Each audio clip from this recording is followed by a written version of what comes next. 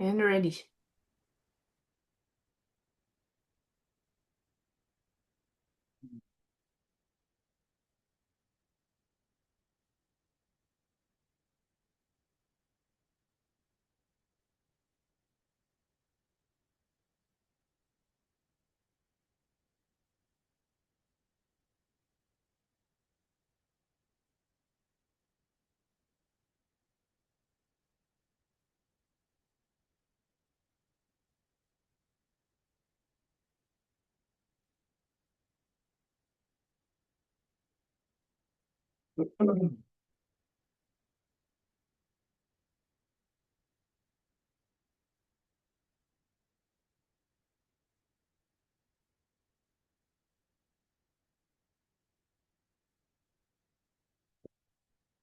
Okay. Oh boy. What a day.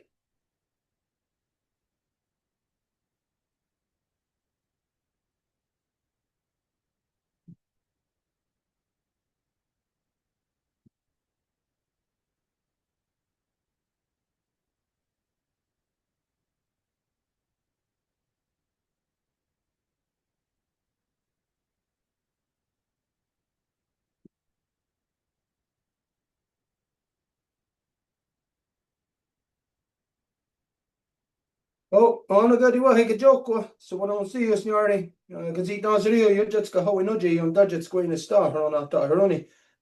Retro wada do godon ka gari agasum. Yeti soto asetanka garakwa. Yeti na staji hunzage dana goigaskat ne ganungwe. Retro wada do so weird and it kondon hets that gawis a gwaids ni ganyap de regero dana a quego a quadzere o nunca summa. Retro wada do Yeti sota gunhan do na da hetstem ne gani guhri da di hawa kwe. Damda we are on hetsera gazet stansera ne gunungwe. Damda we are on hetsera gazet stansera ne asat ni got dardige ganyaga hagar radinyato ronata groni don riska dewage. Damda we adun katsera agoego on a gorda gayana da sera go on eskana. Ori huio, gari wat gwari shunsera, don a gazet stansera. Damda we gayanda wana ne gani guhrio. So as you know, every time that we get together, that we always have to carry out the gari wadekwa first. This is the words that come before all else. It's where we identify and give thanks to the things within creation that have created us and the things that we need to continue to sustain us. So we always begin by giving our thanks to the great spiral of creation, that when you look up into the nighttime sky, you're not looking into cold, dark, empty, lifeless space the way that non-native science would lead you to believe. No, instead you are looking into the living, vibrant body of our great mother. And so we give thanks to her, to Sky Woman, as it is she who has given us spirit. From there, we give our thanks to the beating heart of our Mother Earth, to Grandma Moon, as she who regulates the flow of the lifeblood in all things. And so we give thanks to her, to Grandma Moon, as it is she who has given us blood. From there, we give our thanks to our Mother Earth, regardless of what color you are, what language you speak, where you've grown up from Mother Earth, or what you imagine divides us. We all come from the same mother, making us all one family, sisters, brothers, all relations, all together. And so we give thanks to her, to Mother Earth, as it is she who has given us body. From there, we give our thanks to all the women, from the newest born baby girl to the eldest grandmother, as they carry the sacred title of life giver into the world and are to be honored and respected as such. We give thanks to them, for in this world, they give us purpose and direction. From there, we give our thanks to the spirit that connects all things together, from the furthest reaching roots that extract the energy from deep within our Mother Earth, all the knowns and unknowns that are always continuously working within her body, that provide us with the life, the beautiful life that we experience here on the surface of Mother Earth, to up near the roots and the medicines, to the where the little burrowing animals live, where the little insects and worms and everything that's just beneath the surface, until the surface where the different insects and different little crawling creatures live, not the same as what's beneath the earth, into the shrubs and trees, the insect life, the bird life, and as we move off the trees into the furthest reaches of our Mother Earth's atmosphere, into the microbial life forms that are that we're breathing in all the time, to the water that we are breathing in right now as we speak, off of our Mother Earth, into our solar cell, into our galactic cell, and into the larger body of Sky Woman herself, the spirit that connects all things together. If you're looking at a picture of not a satellite image, image from the James Webb Telescope, these picture that they just released of the most comprehensive picture of the inner galaxy, I believe it is, of the Milky Way galaxy. Anyways, if you're looking at that, anything that you're seeing there is alive and is doing the same things we're doing, maybe in a different shape and form, but anything that you are seeing, it is alive and therefore connected, and therefore it is part of us, and therefore we need that to exist the same way that it needs us to exist, so that all of these different, the diversity of life within the body of Sky Woman could enable her, can create her to be her in order to exist the plane of reality in which we live upon. From there, we give our thanks to all the waters and all the medicines and all the shapes and forms they come in. And this is to remind ourselves that we are made of 100% water, and that we, therefore, are medicine. You are medicine to your grandparents, to your parents, to your aunts, uncles, to all your relations, to your family, your siblings, your friends. We are all medicine to each other. And if you are not aware of your medicine and applying it properly, then somebody else is co-opting your medicine and misusing it. As we see right now, all around the earth, there are people that are protesting this or that, people who are waging war, and the world is divided, either into those that support or those that are standing against, but yet all of this is happening upon our Mother Earth as we speak. And so here, more than ever, to identify the things that we imagine divides us, that these things that we imagine divides us, has the left hand fighting against the right hand and saying that, hey, where'd you get those fingernails? Fingernails grew on our side, and therefore fingernails belong to us, and you cannot have fingernails. You cannot grow the same way as us, and therefore they're fighting to cancel out each other. And so this, then, the stupidity of the divisions of what we imagine divides us is what is destroying the hands of Mother Earth. And the hands of Mother Earth are the humans. It is we that are supposed to beautify, that are supposed to clean, keep clean, protect, manage the beautiful environment of our mother. We are, just like in your own body, the what the heck is that called? I can't think of it right now. The immune system. We are the immune system to Mother Earth. That's what we are supposed to do. But right now, as we see, our medicine is in fact co-opted, and we are in fact killing the other side of the body that is not us. We cannot see beyond our own ego, our own self. And it may be wrong for me to say we cannot, because it's not we. It's actually the white man. It is the white British non-native Europeans that has spread this disease around the world in this corrupted way of thinking, and that they are all today being reined in to be on board with this process that we're identifying of the left hand and the right hand annihilating each other. It's a mutual self-annihilation. It is suicide, collective suicide, that is happening upon our Mother Earth right now. And so we remind ourselves that we are supposed to be this medicine. No one on earth is to kill anyone. A human is never to kill another human being. It is a crime against creation.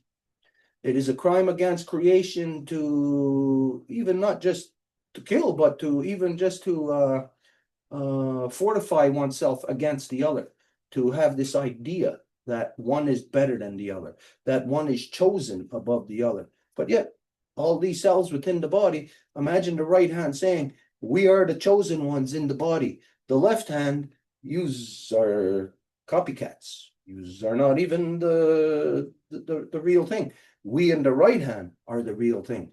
This is the insanity of the collective insanity of the white British non-native European that manifests through the corruption of their religious beliefs, which is, of course, a belief is something that cannot be substantiated because it's a belief. When a belief becomes a fact, it's because it's scientifically substantiable. So right now we are being divided by something that is not even real. We are literally being divided by artificial intelligence. It is now out of human hands. The division, the destruction upon our Mother Earth, it's no longer within human hands now. It is now entirely within the corruption of what the white British non-native European has created. This false state of being, this artificial intelligence. Well, you can't even call it intelligence. It's just artificial. It's artificial entity. It's not intelligence. It cannot be intelligent. To be intelligent, it must be able to think within itself, process within itself, conclude. It must be a living entity. Of course, artificial intelligence is just a mass of information. And information can be programmed to decide on the best information or what information it's going to determine is the primary information. That does not mean intelligence, not at all. Intelligence is something that can deduce, determine, that can love, that can take into consideration. And so right now, it is clear that the entire population of the earth, the human population, is overpowered by this artificial entity. And so we remind ourselves and we give thanks to all the I already said all the waters, all the medicines, all our ancestors that carried a good mind, and we ask them to help us to remember who we are. We ask them to help us to return our mothers back to their natural seat of authority so they can manage all of our people properly once again. This goes for all the people of this earth. What we are watching right now is a male dominant creation of this artificial entity that has been programmed with the male dominance. With the male dominance thinking or having this insane religious belief of God, the God syndrome, a separation of you from yourself, so that you are not in control of yourself, so that you in this reality of life are not the determining factor, that there is something else now that is the determining factor. And it's almost like as if all of humanity has been prepared for this for thousands of years. Because what we're seeing right now, something play out that has been in the white man's world spoken of, and a policy, an official policy that has been there for thousands of years, a religious policy to kill the other, to kill everyone else, to kill whatever is not you. And so this is where we said the ego, it is a male ego. And so we are in that planet ego now. And the planet ego cannot sustain. It can only deteriorate to the point of just disappearing right out of existence. And we are on the cusp of this. We are watching this happen in real time. It's not something that is a story or a fictional story that you have to read in a book or watch in a movie. It is something playing out right now in real time that everyone, is actually a functioning part of. You are either what is the impetus to this artificial entity supporting it, or else you are the thing that it is out to destroy because of, quite simply, you being who you are, being a human, being an Ungwehue.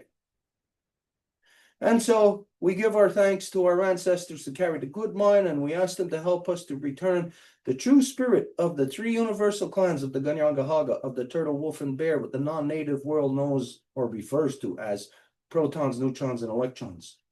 They have this disconnect from the reality for thousands of years. Well, actually, they only really came up with the concept of atoms and stuff like that. Really, it's about a little over a couple of hundred years, the concept, but the first atom for them to say that they split, it's about 100 years ago now.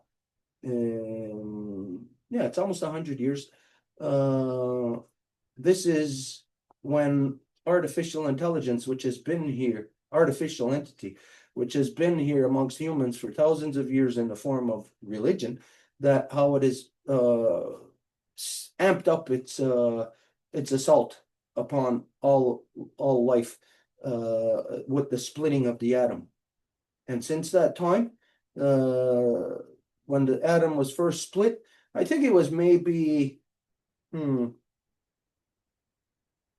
about 20 years from the time that the first atom was split to the time that it was actually, the technology was utilized in the creation of the atom bomb, which, as everyone knows, the United States of America dropped upon humans, upon civilian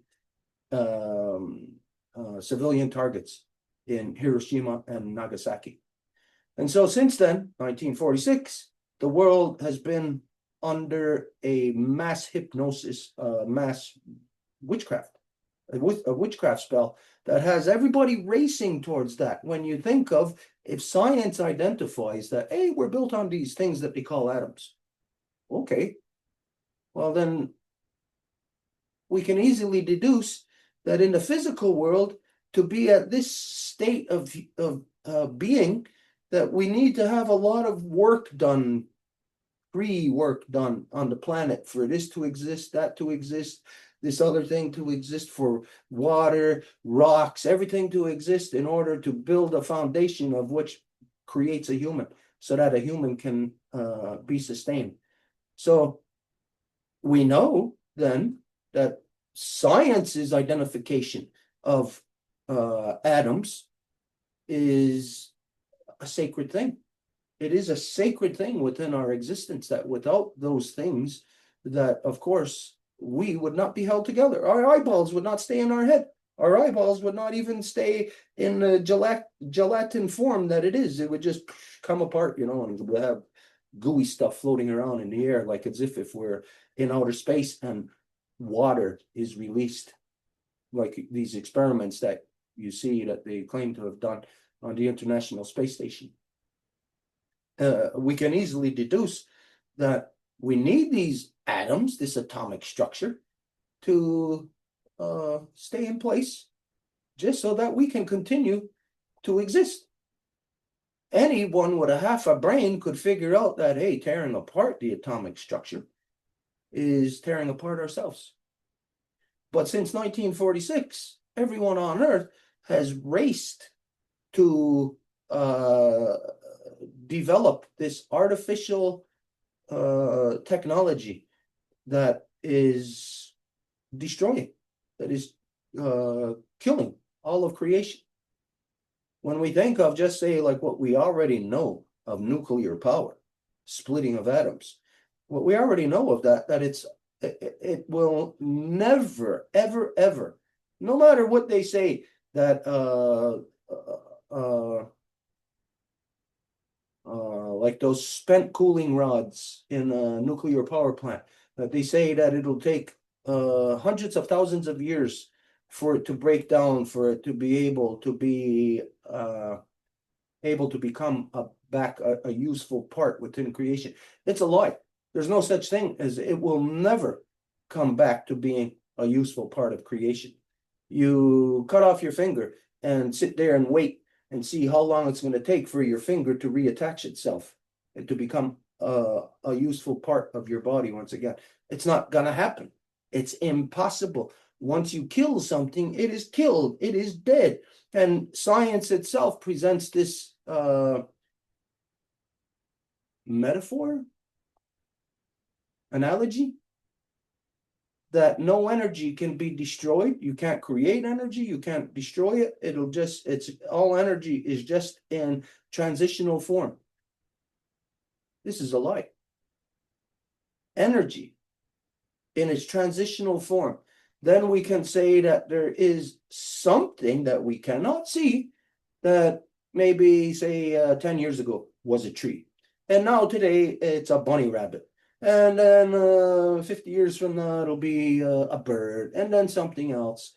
Okay, that's energy in transition.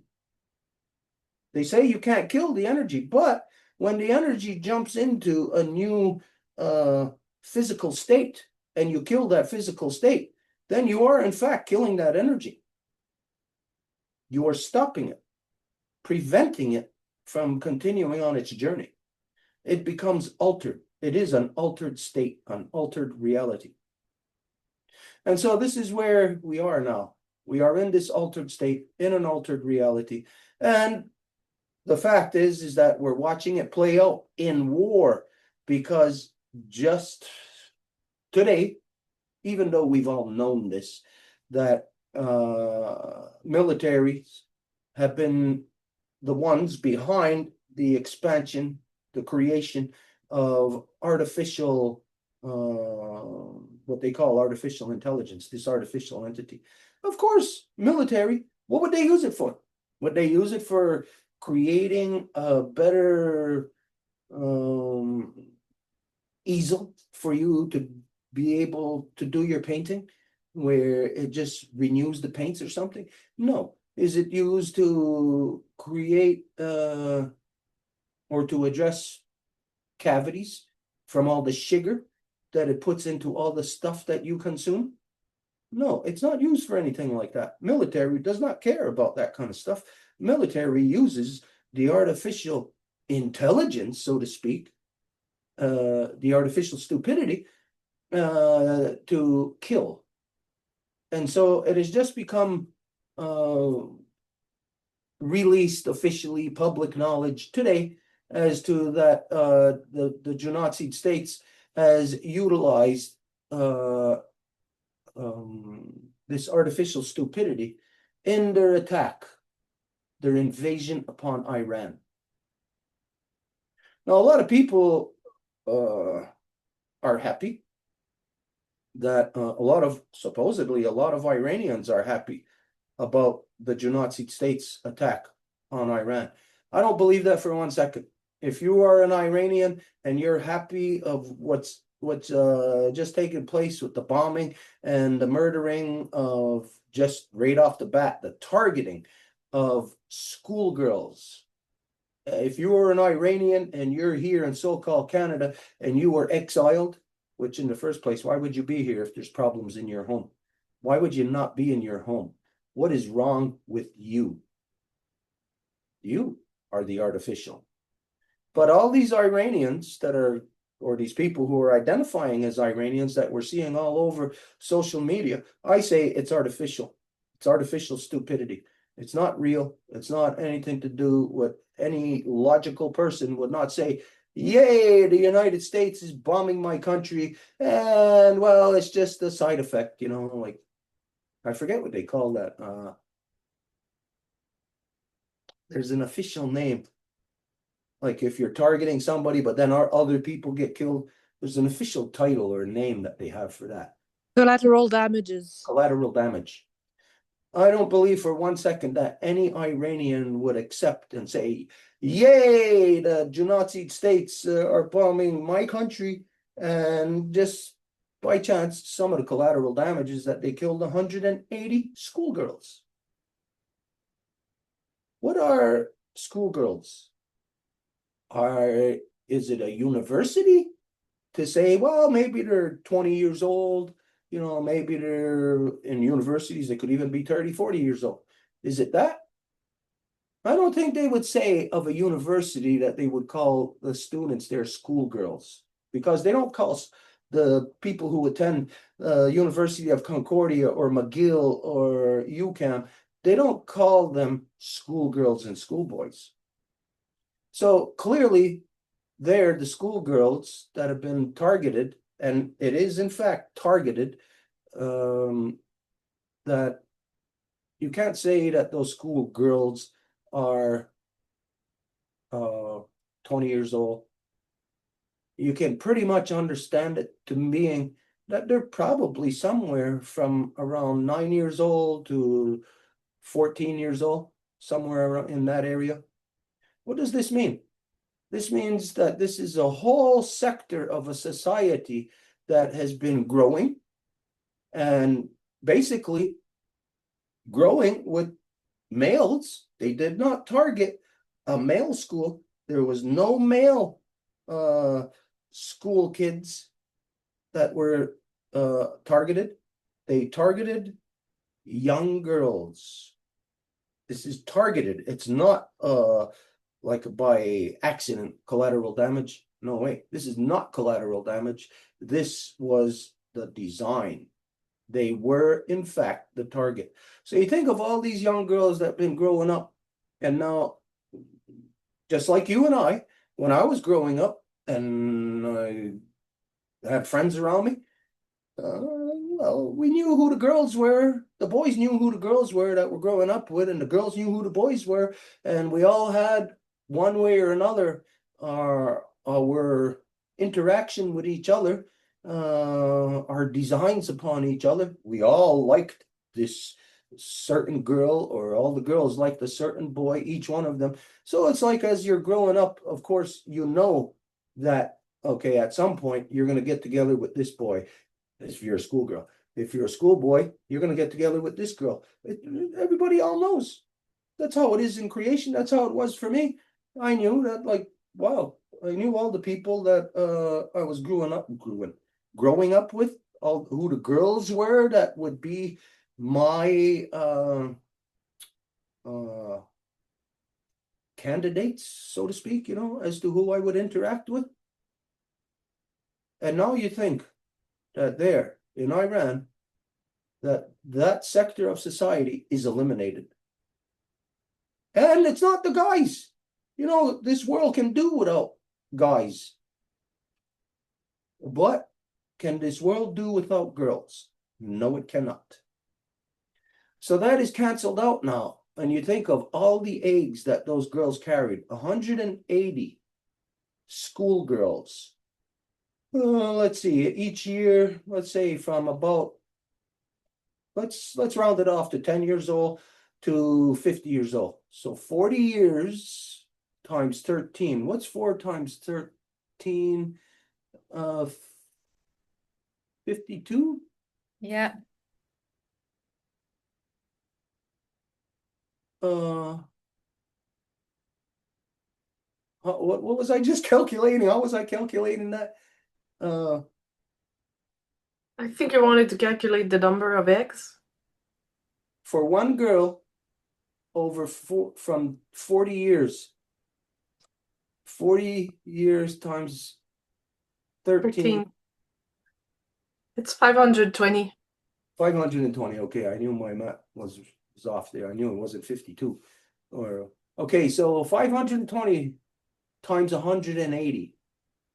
How much is that? 93,600.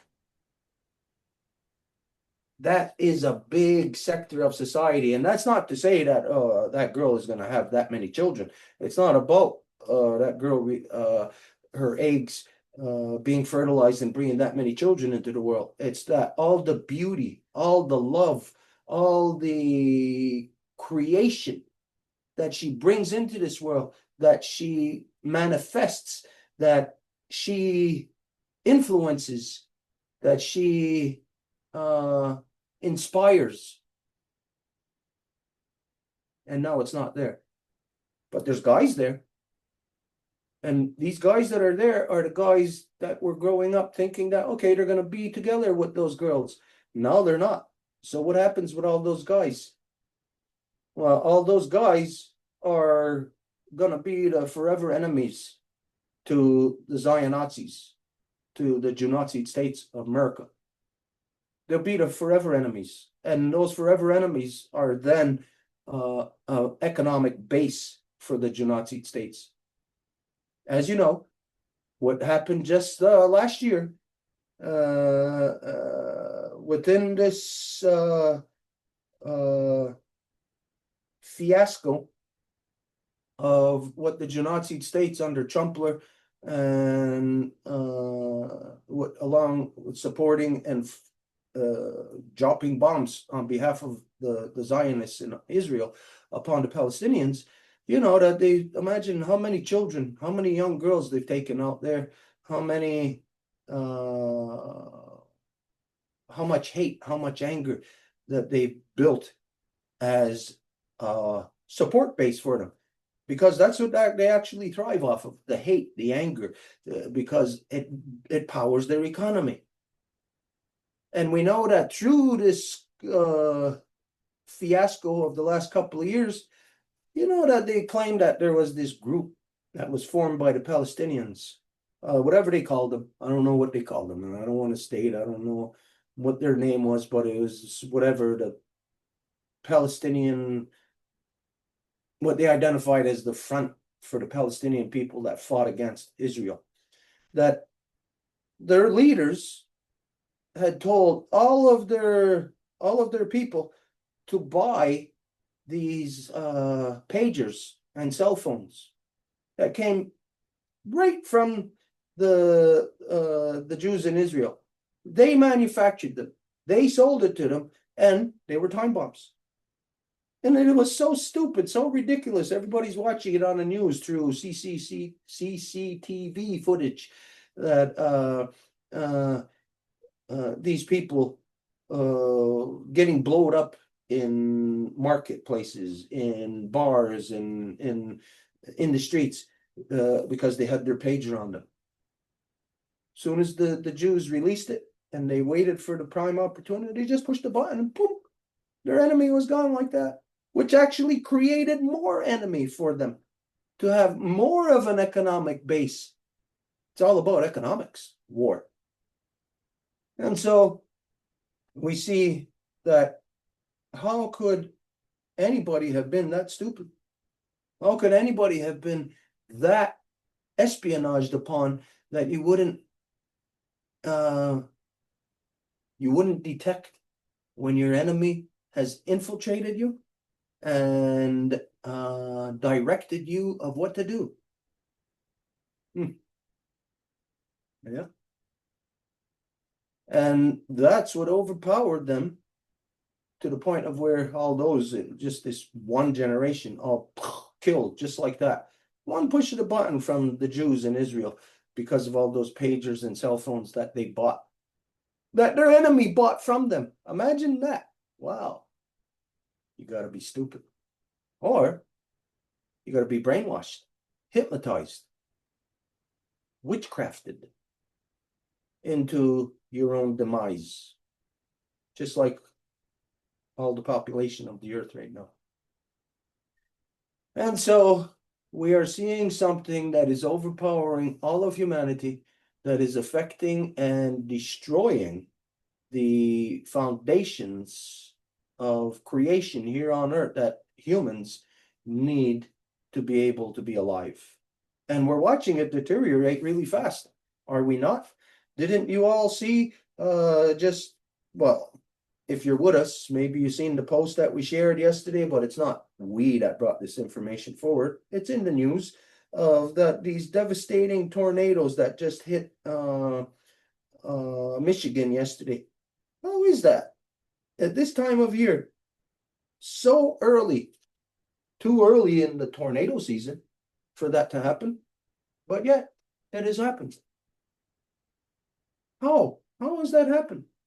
We're watching in real time the exponentialization of the destruction of artificial stupidity upon the creation that we need to survive. And it's humans' compliance with this artificial stupidity. It's not humans that created this technology? No way in hell. We are under some type of alien control. And when I say alien, again, you've heard me say this in the past, I don't mean little green men from Mars or something like that. No, an alien way of thinking that is here. It's an artificial stupidity. It's not your normal, regular human stupidity. That we all know stupid humans, right? All of us do. We all know, we all have prime examples of stupid humans. We'll scratch our head and say, how could you be that stupid to do that? But then we can see that what is happening now by the stupid humans is that this is on an entirely different level than what all of humanity has ever seen, ever, in our entire history. So we're watching stuff devolve right in front of us. So just think, when you're watching these tornadoes destroy these towns in northern Michigan at this time of year, what you were seeing, the video I posted yesterday, well, you're watching a roof. Oh no, it wasn't the video. I took a screenshot of a video because it was on the news and we couldn't share the news video. So, but if you watch that news video or you go online, anybody could see it. You're watching stuff come apart, just drift off. It's here, it's a part of this building, and it's just drifting off over there. So imagine that right here. You're talking to your friend and you're watching a piece of their nose drift off, a piece of their ear. You're watching their face deteriorate, their eyeballs even a little bit melting or whatever. This is what we are now in this stage, this state of human existence now. We are in the devolution of our species. And this is not by happenstance. It's the design of the white man. It's the design of the white man that the white man has been working on for thousands of years to, of course, there's life all over the earth. What did this white man do? He went all over the earth to destroy it, everywhere. And he's not just like saying, go there and rip off this piece of skin right there, and okay, we'll take that and we'll go rip off another piece of skin. He has colonized and stayed there, ripped off that skin, and when it scabs over, he rips off that scab and he digs underneath that scab and he digs into the flesh and right to the bone until there's nothing there that can reanimate. And even just the alchemic process of deterioration. When you set deterioration in motion before you are dead, deterioration kills you. It's what actually kills you. Because when we think of once we're dead, yeah, we deteriorate. Well, what happens upon deterioration? Well, anything that's still alive next to that what is deteriorating is going to deteriorate also. So we have been in this state for thousands of years, in this artificial state, ever since white man's religion has been in this world. And as you know, clearly, white man's religion is the design, the impetus behind all wars. It's what we've been saying all along. And of course, all the white people, all the religious people, all the people of technology, nobody would believe, because on their own, here they are doing their thing, and they're all contributing to this destruction process, but they don't know. They're only what the other ones are doing and how it's all contributes together. They only know from their own perspective. And so they only know that, well, I'm putting an axe in here. I'm putting a bomb here. I'm putting a knife, a sword, a gun. What happens with all that stuff? Death and destruction. Anyways, I think I was still in the Hondagari Wadekwa, and got sidetracked. So let's see, where were we? We asked our ancestors to help us to return peace, power, and righteousness, the balanced mind leading to the good mind. Did I say that? So anyways, if anything was left out, then it's for you to put it in its proper place. And tonight, just to emphasize or to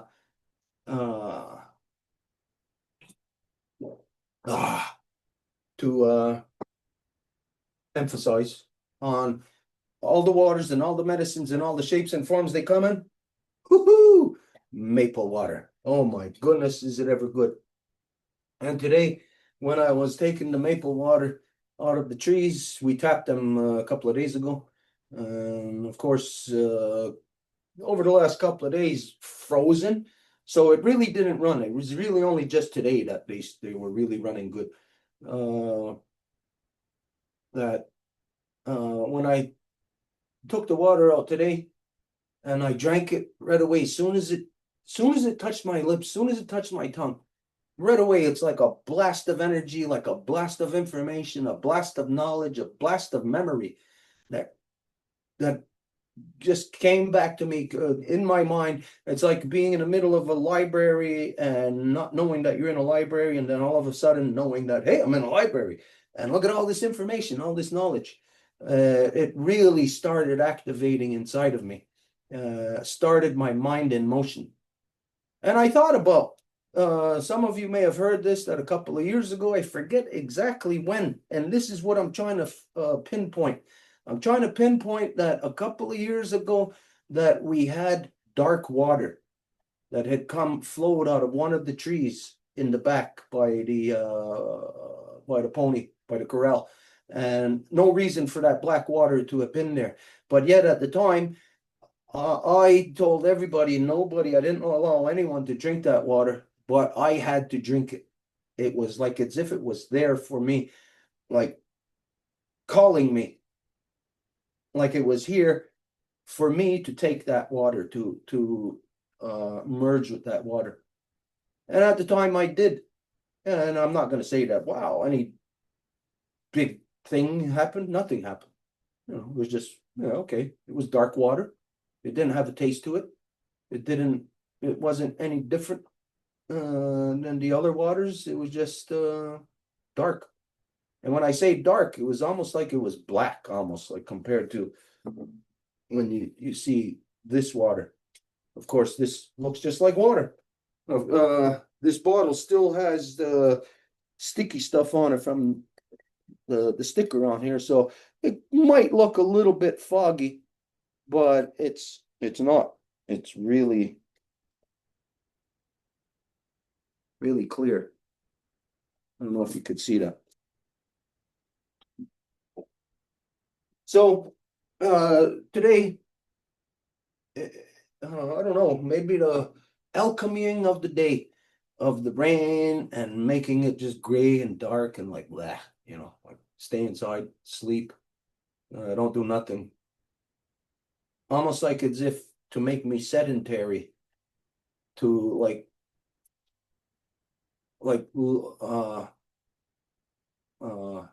lower my living systems to be able to receive this water.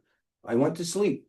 I was sleeping and I had a dream about my brother Kevin, and it wasn't a good dream. There was two people out in the back that were here for bad. They were here to do bad, even kill me. They were here to kill me. And it was like a mafia hit. And my brother was up front here, but he was standing and he was walking. For those of you who don't know, my brother had his leg cut off a couple of years ago, and he just is not, he's just not 100% like the way he was before. So he was out here, he was walking, and it's like he was with a girlfriend, a girl, somebody. And I got up, like I was inside sleeping. It's like in my dream, I got up and I went outside. And when I walked outside, he was there and I had something in my hand. And I was hiding it. I didn't want nobody to see it. And he came walking from the front and we met at the door there. And I said, I called him. I says, Kevin, come here. I want to ask you something. I'll talk to you in private. And so whoever was there, the girl, his wife or his girlfriend, something, I don't know who she was. She kind of stayed there. And he came over and we started walking towards the back and we were talking and he was trying to see what was in my hand. And I was like trying to take his attention away from it. And we walked just to the cedars here in the back. If any of you have been here, like if not, I know you're not going to understand this, but we walked to the opening in the cedars that goes to the first lawn. And in beyond the first lawn, you know, there's other cedars and then other the pines behind that, and there's the big main lawn there. So in the big main lawn, I could see that there was some people sitting there. I seen a couple of girls, and to me, who they were these French girls, these girls from France that used to come and visit us just when I had met my ex, the mother of my children. So this is like almost 30 years ago. These girls used to come here. Anyways, they were sitting in the backyard and I could see them sitting around talking. There was some other people. It's like they were waiting, just waiting. Anyways, we stopped at the first lawn in the entranceway of the cedars. And that was it from there. No communication with my brother or anything. It's just odd that he was walking. And he was coherent, very coherent, you know, like anybody who has seen him since he's lost his leg and tried communicating with him, you know that he's not coherent. You know that, anyways, the way that he is. So, this woke me up. And it's like the pathway in my dream that I walked outside that just happened. This is what was happening. I was getting up and walking on that pathway, like the very steps that I took in my dream. And I went to the back to the cedars where my brother and I were standing in my dream. And that's where it's like as if I knew it was calling me, go and get the water, go collect the water. So I went to go collect the water. And that's when this, just like this, the first drink that I took is like a flood of power, energy, a flood of, I don't know, like if time and events and experiences are dots, you know, like on a page, like a drawing, like a connect the dots child's book type of thing. If time is that, it's like as if this power, this energy was what filled the empty spaces, the liquidity of it, the energy of it. And it was like, okay, I knew this in this instance and that in the same instance, but those two things were not in the same instance in reality. But it's like it was there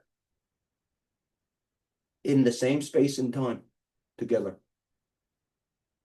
Keep in mind, this is outside of my dream. This is in reality now. So anyways, from there, it just caused a lot of the gears to turn. And I knew, I went go look at the news right away. There's something in the news. There's something. And this is where, if any of you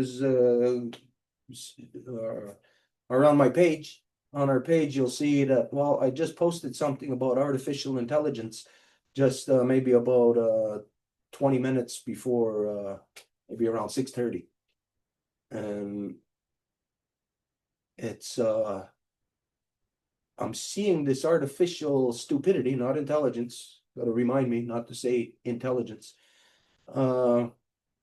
It's almost like as if this artificial stupidity is like the liquid that is in between those dots filling in the space. But it is like a shadow, that it's not there in real form, but it's there like a ghost. And this is where this word term ghost, this is where I say that this is what's been put into the minds of the people for hundreds of years or thousands of years in the non-native world to prepare their minds for where we are now. of not ghost in the sense of what you think a ghost, like it's a human that died and their spirit or something is around you. No, ghost is what their science refers to as their ghost particle. That the ghost particle, where is it? They say it's all over the place. How could it be anywhere when it's nothing? It's like as if it is that artificial stupidity that is manifest from the energy, the corrupted energy of the white British non-native European, out of their male dominance, out of their war stupidity. It's manufactured or produced an alternate reality, almost created out of the brain juice, the brain energy of when you hear of when the white man uses what did he call it, angiochrome or something, when they put fear into people and then they kill them and they take that blood and they drink it. That It's is adrenochrome with children. Adrenochrome. Yeah. It's almost like that. It's there, but it's not there, because it's there in the system, normal blood, until you terrify it. And so once you terrify it, like all people who have been exposed to war, their brains are terrified after that. They are never normal ever again. Never. Anybody who's ever been to war, they are never normal. Never. They can't detect it. But they can, but they keep it secret because they know that they're actually crazy, because they've killed people. Killers of people can never be in a normal conversation. They could never be in the sunlight. They could never be in the moonlight. They could never be swimming. They could never be in love. But all these things are part of the human experience. So they're still alive, like the blood flowing through the body, but then all of a sudden, once you terrify the human, then that blood in the body turns into that adrenochrome or whatever the hell they call it. It's terror then. It's altered reality.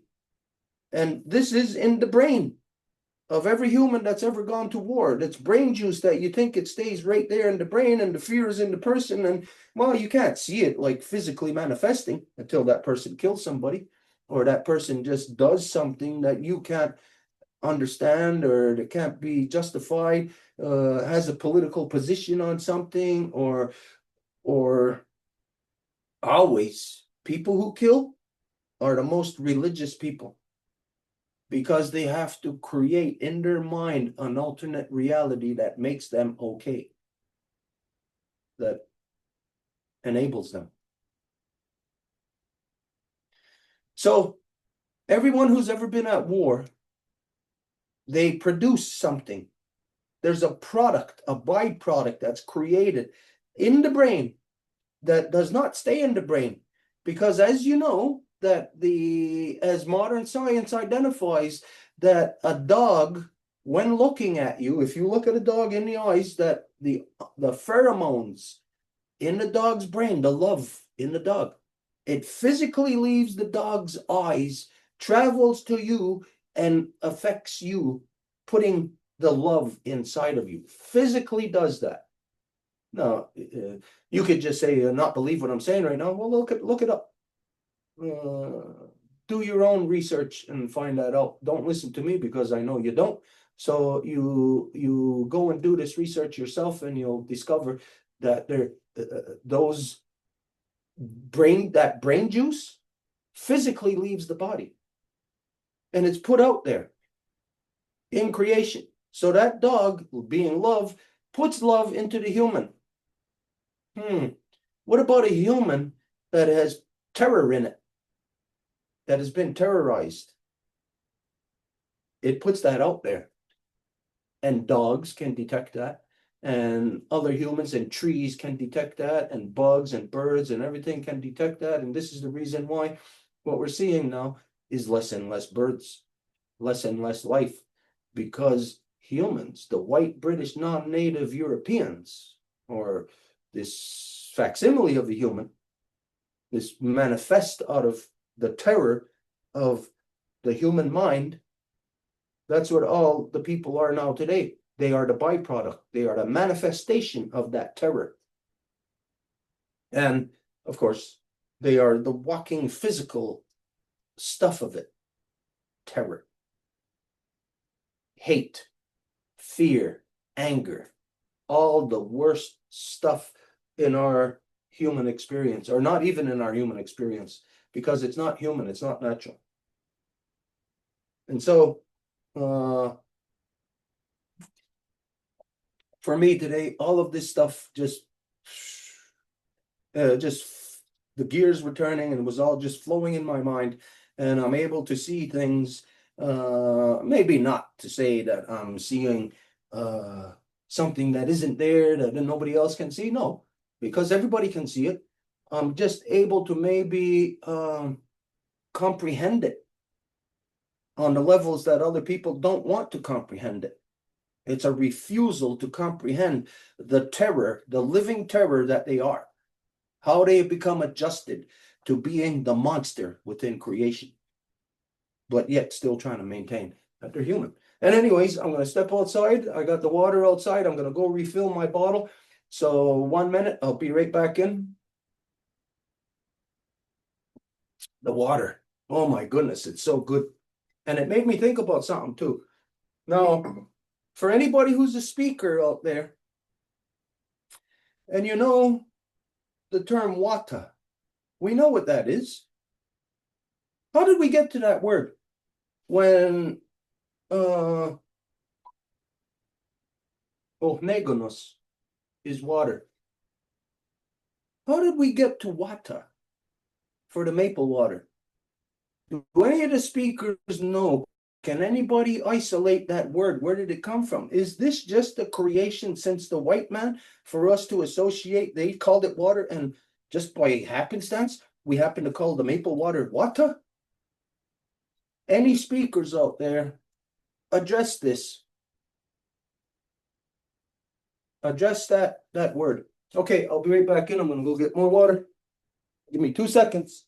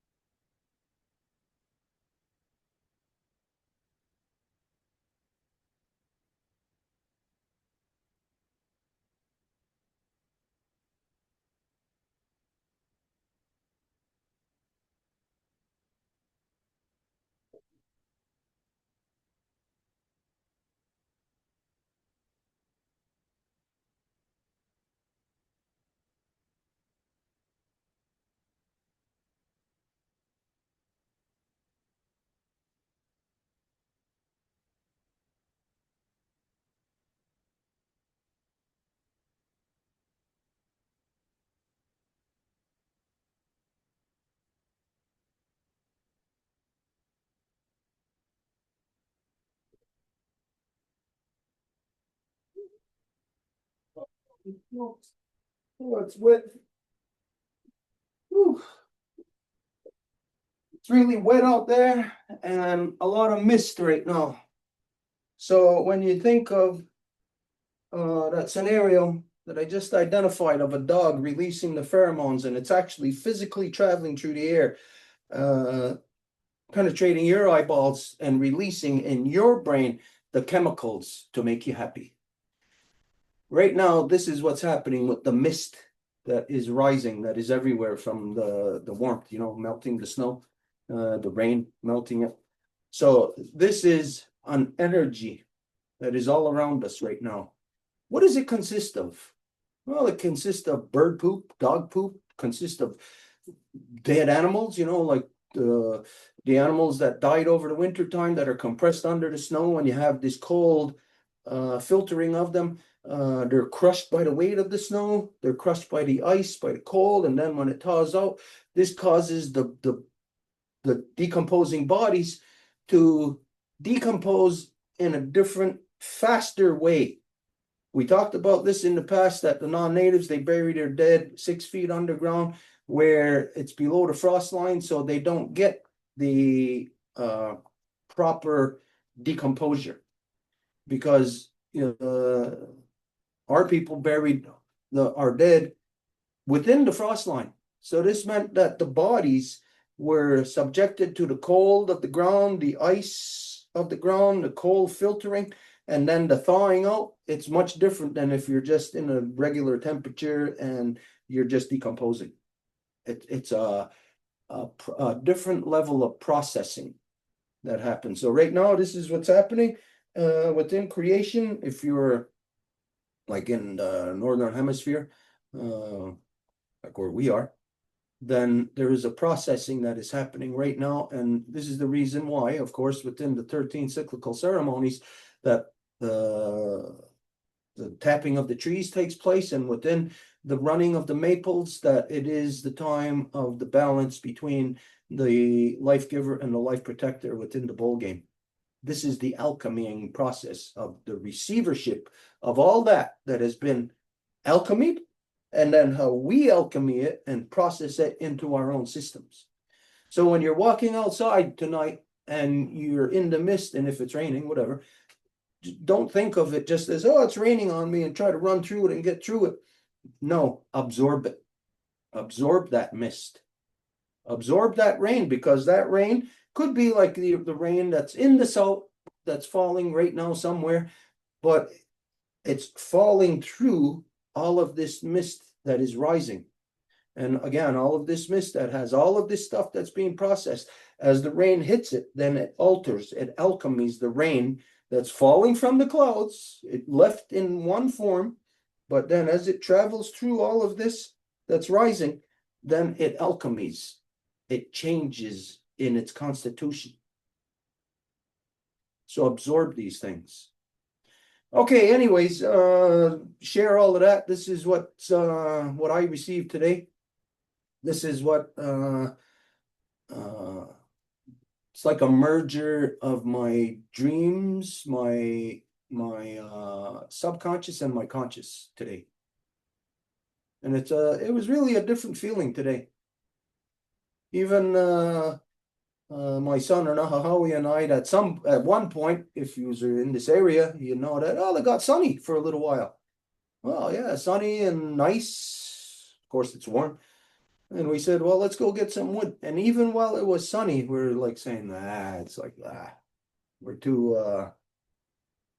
it's almost like it not drained us, but we just weren't in that mood.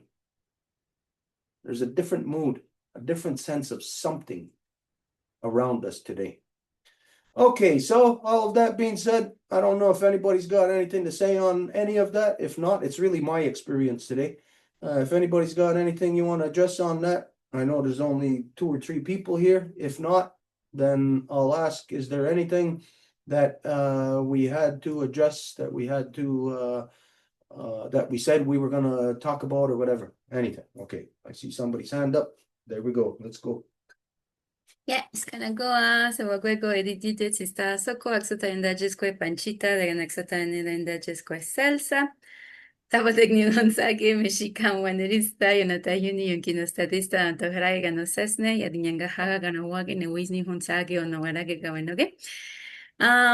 First, I would like to comment on what you just said, and it's just to share. Yesterday, I was having an exchange with Yolotekutli and Tata Hekatzin on the WhatsApp chat, and it came because in this area, in the Anahuac Valley, or the Anahuac Confederacy Valley, there's a lot of calendars and a lot of counts of time. And there's one particularly that is having a 52 years ending. So I asked them if they knew the people that were there and if they were participating. They said to me no, because this is more in Mexico City and they are more in the outskirts of the, Mexico City more towards the volcanoes. But then a very interesting conversation started about how everybody has different counts and how it's an impossibility to come about to have just one count. But I'm explaining this because I receive a daily count from somebody that Griselda introduced us to. And it might be completely irrelevant, or it might be very, coincidental. But I want to share the graphic that he sent today. So apparently in this count, it's ending now. So it says Nemontemi. Nemontemi are these little dots. And they are, if you look at the sunstone, the typical Aztec calendar that everybody knows, that everybody has, in like any tourist will have that, it's like the typical one. It's like the count of the days. So it's the last one of the cycle, and it says Nemonteni to complete what has been lived. And well, here it says Chiconahui Coscacuautli. It's like ninth eagle, color eagle. So, the eagles that have these like kind of like colors on their necks. But the Nemontemis is the 5 days are of time. So that's why here there's 5. And then I'm gonna come a little bit wider here. Oops, I don't see very well. Okay, just to read here, it says the energy of today helps us to pick up what we have walked, what is important, and it will be a very important thing that we do that for the year to come. So we recycle anything that is useless. All of the projects that are continuing will have freshness, creative freshness in this new cycle. And we close this 52 years happy because of the goals that we have attained. So we give thanks. Today we give maintenance to the tools that we use for our work and the dishes that we use every day, so it was like a kind of like a day to be inside kind of cleaning. So, the cleaning is in many different ways, you don't need to be, yes, it would be good that you are doing your dishes, but it's good that you do your cleaning in your own ways, in your dreams or wherever it is. So I just wanted to share that. And I don't know if you have something to say. If not, LifeGivers Nation has stuff to present. So. Well, I didn't share this, but yeah, actually today I did my dishes. Woo! That's a celebration. I washed the dishes, not just like to say the dishes that I need. I washed all the dishes. I cooked, and everything that you just said, that's literally what I just relayed to you. What happened to me today. I connect this to what we've identified, what's happening in this moon. We said that going back to October, that when this 3i Atlas was at its perihelion to the sun, closest point to the sun, that we would be in that pathway which is now in March. I believe I said March 20th that we identified we'd be within its field of residue.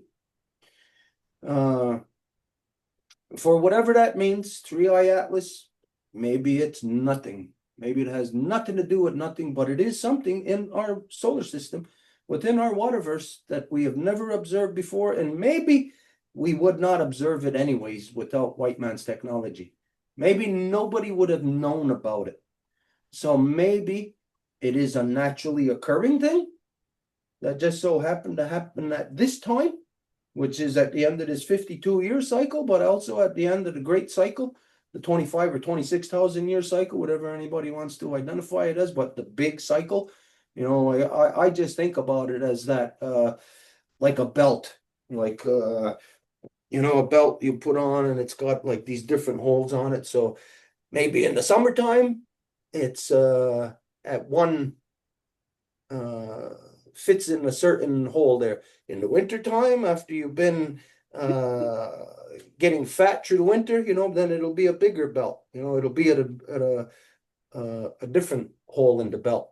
So that's the way I look at the big cycle of the either 26 or 25,000 year cycle. It really doesn't matter if somebody's going to say, if I said it's 26 and somebody's going to say, no, it's 25. Well, it's within that belt range, and it's adjustable because in the wintertime, we get fat. In the summertime, we lose our fat.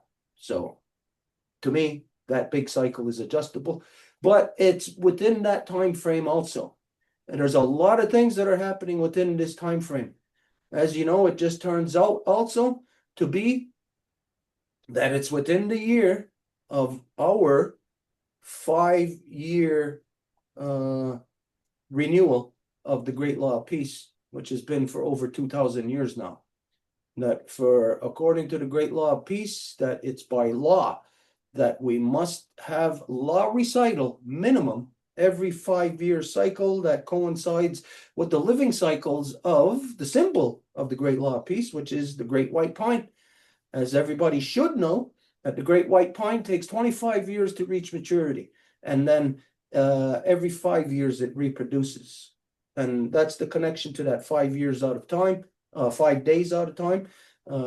We identified on the larger galactic scale that the 5 days out of time is 5 years out of time. And so we're seeing right now all of this converge together. All of these things, almost like a spiritual movement. Even though it is physical, it's like it's physical. It's a spiritual thing that is happening, and all connected on the levels of, like what I said about a dog, looking into a dog's eyes. You can't say that the dog is actually taking pheromones, handing it to you. You can't see anything physical, but it is there. It's on that alchemic process. It's in the molecular structure of the air that we breathe. It's the interaction. It's Sawyerda, the interconnectedness of it all. That spirit that connects all these things. And so I see all of this converging right now. And a lot of this, while we're talking about it, to anybody who's not familiar with these things or these teachings or the knowledge of the Great Law of Peace, they will not comprehend what you're saying. As we know that there is groupings of knowledge that we just give one word and it references that. And those who know the knowledge will understand it. Other people who don't know, they'll just be thinking like, it's incomprehensible what you're saying. What is this person saying? It makes no sense in the locution, because it's not locution of speaking verbal, it's locution of the brain. It's alchemic processes. So the locution of the brain is, you might say love, but in the brain, love has a different locution. It's a different way of communicating in the brain of what love actually is. And it gets processed through us, through our spiritual interaction, through our experience, as what you identified in the thing that you just referenced. So even the way that we experience it, alchemies the process, could change the outcome, the way that we experience. So you think of, what did all the non-native people experience in the last 100 years? Terror after terror after terror, war after war after war. What did we experience? We didn't experience that. We experienced knowledge. We experienced love. We experienced instead of fighting against creation, we experienced living with it. And even though in some instances that means that, like for myself, not anybody else, there's nobody else within the Ganyangahaga that has experienced what I have in the past 50 years, because of the fact of division and that everybody being on one side of the division and then me being on the other side, I know, as a matter of fact, there is no one who has experienced what I have in the past 50 years. Everyone else has experienced it from the opposite side of division. And so anyways, yeah, I'm just seeing everything that you said, that you relate direct connection to what I'm living right now, what I'm experiencing today, without you even saying that. As you heard, everything that I said, it's just like you verify it in what you present in those teachings. So yeah, okay, there you go. Yeah, and you just make me think for what you just said. Yesterday, the conversation that I was having with Tata Hekatsin and Yolotekutli was about that there is no will to unify or to come to a convention from the different groups that are managing these calendars. It's like if they all want to say, oh, mine is the best, and not yours, but they cannot just sit to talk about it. And actually, in a ceremonial center that's near here, maybe a couple of hours, it's called Xochicalco. The register there is that they used to have the big conventions to come to a consensus on the calendar. So they would sit and they would spend years sometimes to just come to bring their knowledge to say, this is the one that we're going to have, unify it. But of course, time at the time was way different than how we experience time nowadays. But it was very interesting because Lotekutli said that everybody is mixed with money, like everybody's most likely charging for, teaching these things, so they are compromised by the money.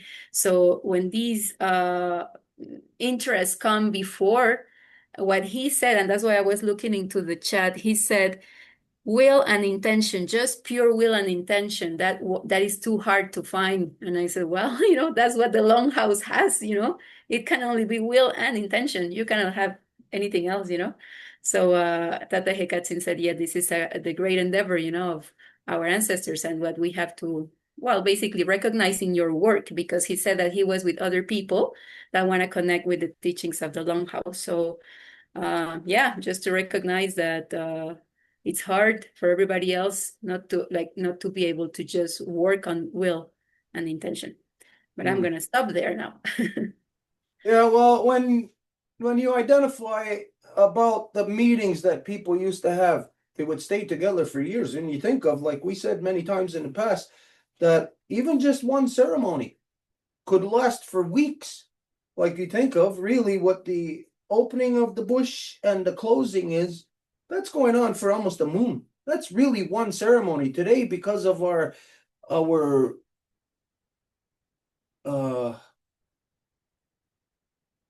adjusting to white man's perception of time, now everybody just comes together for a couple of hours, one day, to do this ceremony, and that's the opening.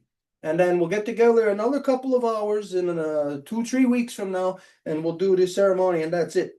No, I know something different, because in the tapping of the maples and everything that happens throughout that time, I'm in ceremony for the whole moon. Everybody else is in ceremony only for that time, for that 2 hours that they're at a so-called longhouse, which is just their clubhouse.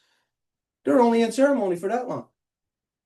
I know this because all the divisions from the original house, how everybody, I know all the people. I know how they dysfunction, how they don't maintain Guyana Rasa da Skanagoa. So even the knowledge of the alchemying process of what we just talked about, it's not there in anybody's mind. They're all thinking white man's way. All the people here in Ganawagi, throughout all the 5 Nations Longhouse Confederacy territories, the descendants who are here today, they all think like white man.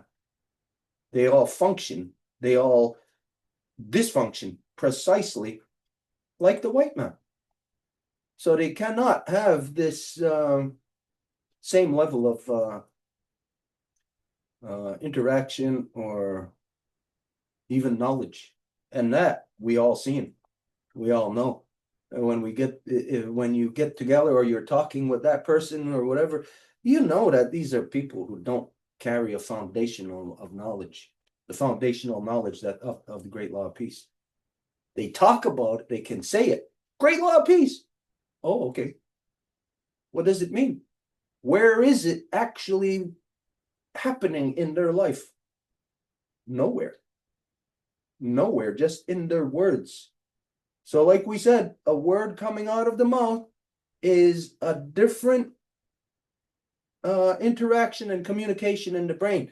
So let's say maybe in the brain it says love, and for us it'll say sex. It'll come out that way, and people associate love with sex, and that this is their limited knowledge of it. You know, because love is then their interaction with others. And today, their interaction with others is come together, boom, sex, separate, go apart, go over here, boom, come together again, sex, boom. So the people's foundational knowledge of great law of peace, which is here in the brain, where the tree is, where the weapons of war were buried, that those weapons of war that are still part of our brain, as you know, in the amygdala, that is still a part of that influences the other parts, the creativity, the knowledge, all of that of our brain. So you must have that foundational knowledge in order to have a proper, a proper outcome.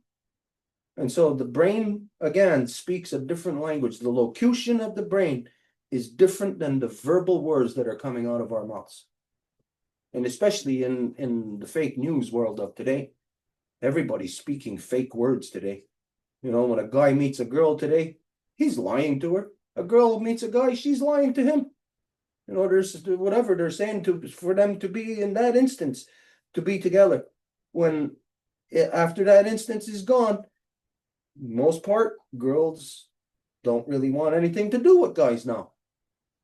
Because they know the guys are just bullshitters, they're lying. Well, guys get the same thing from girls. It's a breakdown of the whole alchemic process of the turtle, wolf, and bear within our brains. And very fitting, I forgot to mention this about, I forget how you said it, but the 9 eagles in... Yeah, it says 9 eagle. Well, it's actually in the count, you know, in the calendar, there's 13 energies. So it's 13 numbers. And that is multiplied or like in conjunction. Like if we have the smaller, how do you call that wheel? You have the 13 and you have the 20. So how they go, you know, interacting with each other. I'm just trying to... the gears. Exactly, yeah, the gears. I'm just trying to get it again to share it. It's the 13, and today is the beginning of the 20 days. So it's the Nawal of the each nation, because the Mayan have also the same calendars. They have different names. So I just have the name in Mayan, also Matli, but I don't know. It's a different name. Well, actually, it's here. Coscahuautli. So yeah, it's 9. Chiconawi, it's the 9, and Coscahuautli, color eagle. Yeah, yeah. The gears, yeah. So as we each of us have the sacred 3 within each of us, we could say one is 13, one is 9, one is a bazillion, whatever.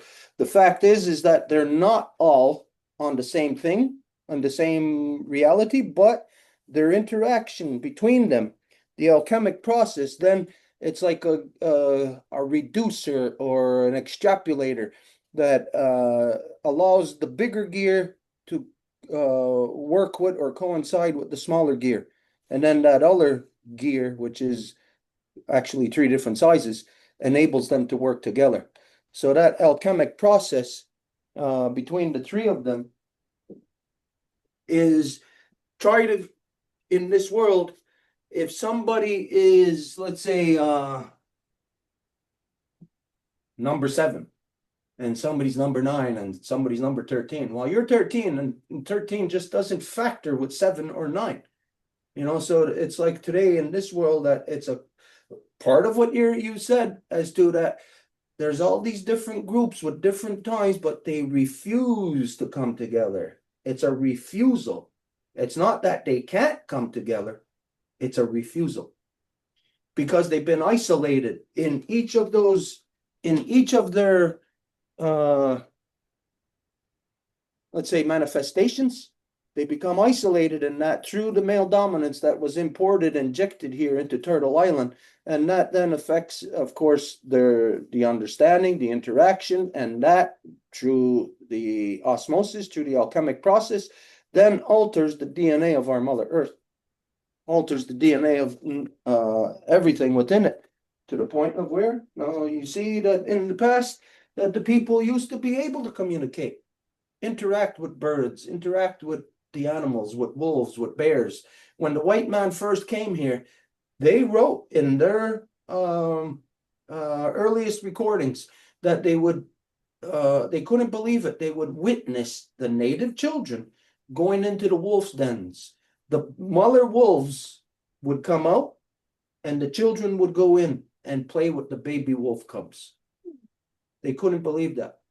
And they recorded that when they went out west, that especially the people of the Great Plains, that in the mornings when the little ponds or the little ponds on the Great Plains, you know, there's not like really big lakes or anything, that they're frozen, and they would see the children playing out there on the lakes, on the ice, barefoot and bare ass, sitting on the ice. That's because of a different kind of alchemic interaction. Mm-hmm. Because as you know, like if you put your any part of your body on ice, you're going to get stuck to it. You know, you're going to and everybody knows, like you stick when you're a kid, the bigger kids would trick you into put your tongue on this steel pole, and oh no, your tongue is stuck there and you're trying to pull it away. Everybody's probably seen that movie, A Christmas Story, you know, as to that happening. So it's a different alchemic process in the brain that affects the chemicals released into the body that alters the body from to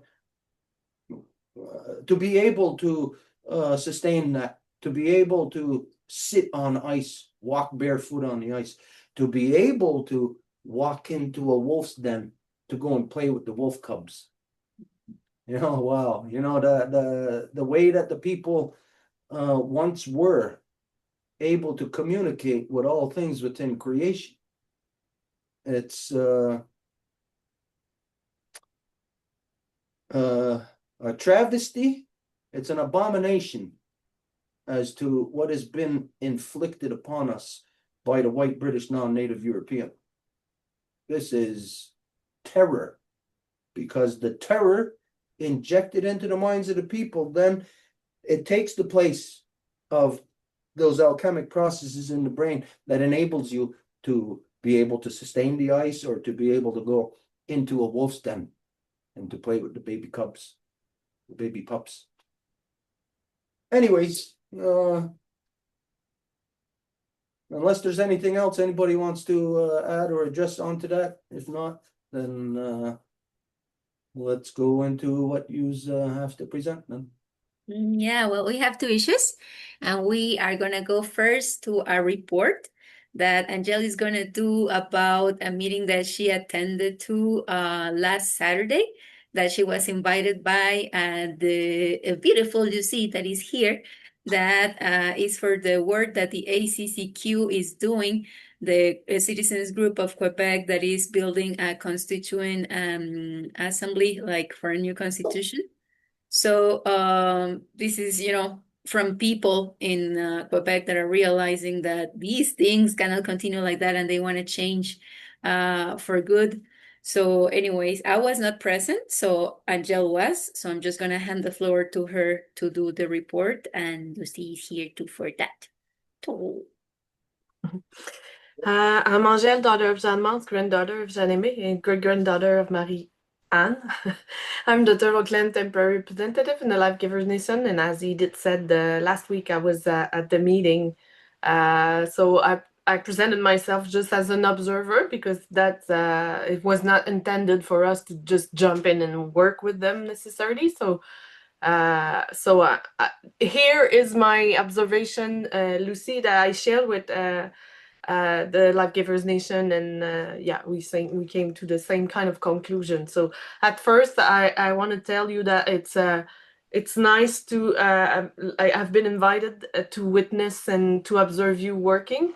It's not something that we are aware of a lot, that there's group in Quebec that wants to change things except what we're doing. There's some kind of people, but it's always in the same like big parties, or maybe there's other groups, but at least this one we were invited to give our, like, let's say, give our report and our observation. So the first thing that jumped to my mind is that at the exact first page, it talks directly about democracy without like defining it and defining how it would work for you, because there's different kind of democracy, and it's like it was obvious that it was something like this reflection of like questioning democracy was missing. And I made a research in the document, because what I noticed is that it seems like you are still at the beginning of revising this document. I did a research in it, and I looked for the Turuwampum. Didn't find anything regarding the Turuwampum, so that would be a minimum. And great law, like talking about great law of peace. And of course, it's kind of obvious that when you look at democracy, there's a clan missing. It's one that either is all like a majoritaire, the majority, have the majority, or like is minoritary. I don't know how to say that in English, but and then you have the opposition party, but which one is the verifier? Which one makes sure that there's no corruption in the process? And we all know that the way they speak to each other is, there's no way council people will ever talk like that, ever. So that's another, at least a minimum, that it would need to be suggested that, hey, there is the great law of peace, and it's three clan. It's based on the atoms, the proton, neutron, electrons, turtle, wolf, and bear. And explaining at least at the minimum. And I also appreciate that the group would speak with each other without constantly cutting each other, like raising your hand. And I could tell like it brings you farther faster, because you don't like cut each other, and you don't fall into traps like arguing and stuff. There was none of that, so I was impressed by that. I was expecting maybe like the non-native way of like having meetings, and I'm forgetting something. Yeah, the schools, when you were revising like the way of like having the child centered in the school, like really in the development, that they even get involved in it, like compared to what we are witnessing right now, that it's all decided by a bunch of people in the office, and that even like professors and teachers, they don't have anything to say. It's always too late when they have stuff to implement. And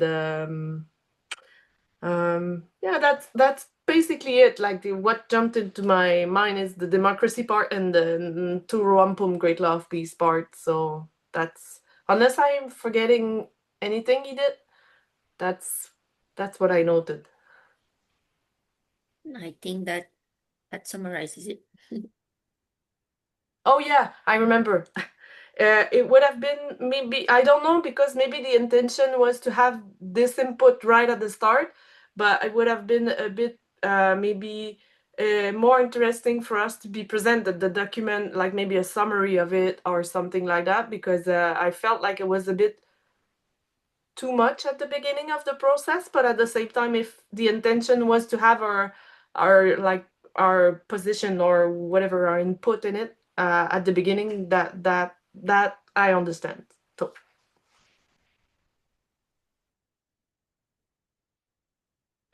So, question on that.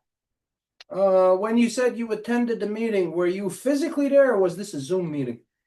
It was on it was an online meeting, but not Zoom exactly. I don't remember the name of the platform, but it was online. Okay. So, was everybody else online, or were they face to face in person? Everybody was online. Okay. And you said that they didn't identify, or like they're just sticking within the status quo norm of what democracy is. They're not looking at even questioning that process. Yes, that was one of the first part in the first chapter, even in the introduction, naming democracy. Okay, so everybody is there looking to change things. Is that what the whole thing is? Yeah, like writing a constitution. But remaining within democracy. Lucie would need to answer that, but Well, in the document, it was stated that like they were talking about democracy in the document. Okay, I'm not asking Lucie anything. She did not speak yet. I'm asking you on your observations, what you observed. Yeah, it was like it was the first thing in the document, democracy. So, and they didn't talk about it at first. They jumped right after that. So that's why I'm telling that I didn't observe any questioning of the democracy. Okay. Okay, so people want change. They want to make change. They want to talk about details, but they want to stay within democracy. Am I correct that this is what you observed? This is what I observed. Okay. All righty. Now we'll go for that assessment, that observation. So I guess now we go to Lucie to discuss it.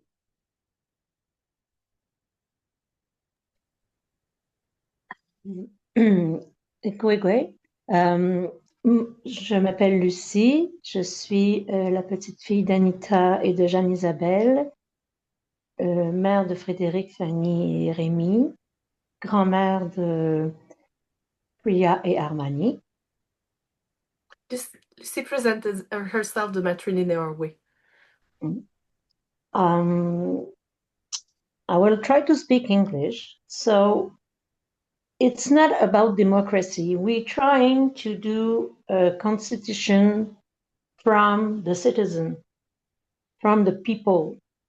So we don't want government or anything. We are doing that without thinking of government, but thinking about citizens, people, human beings. How we want to have our world, our way to function. But some in the group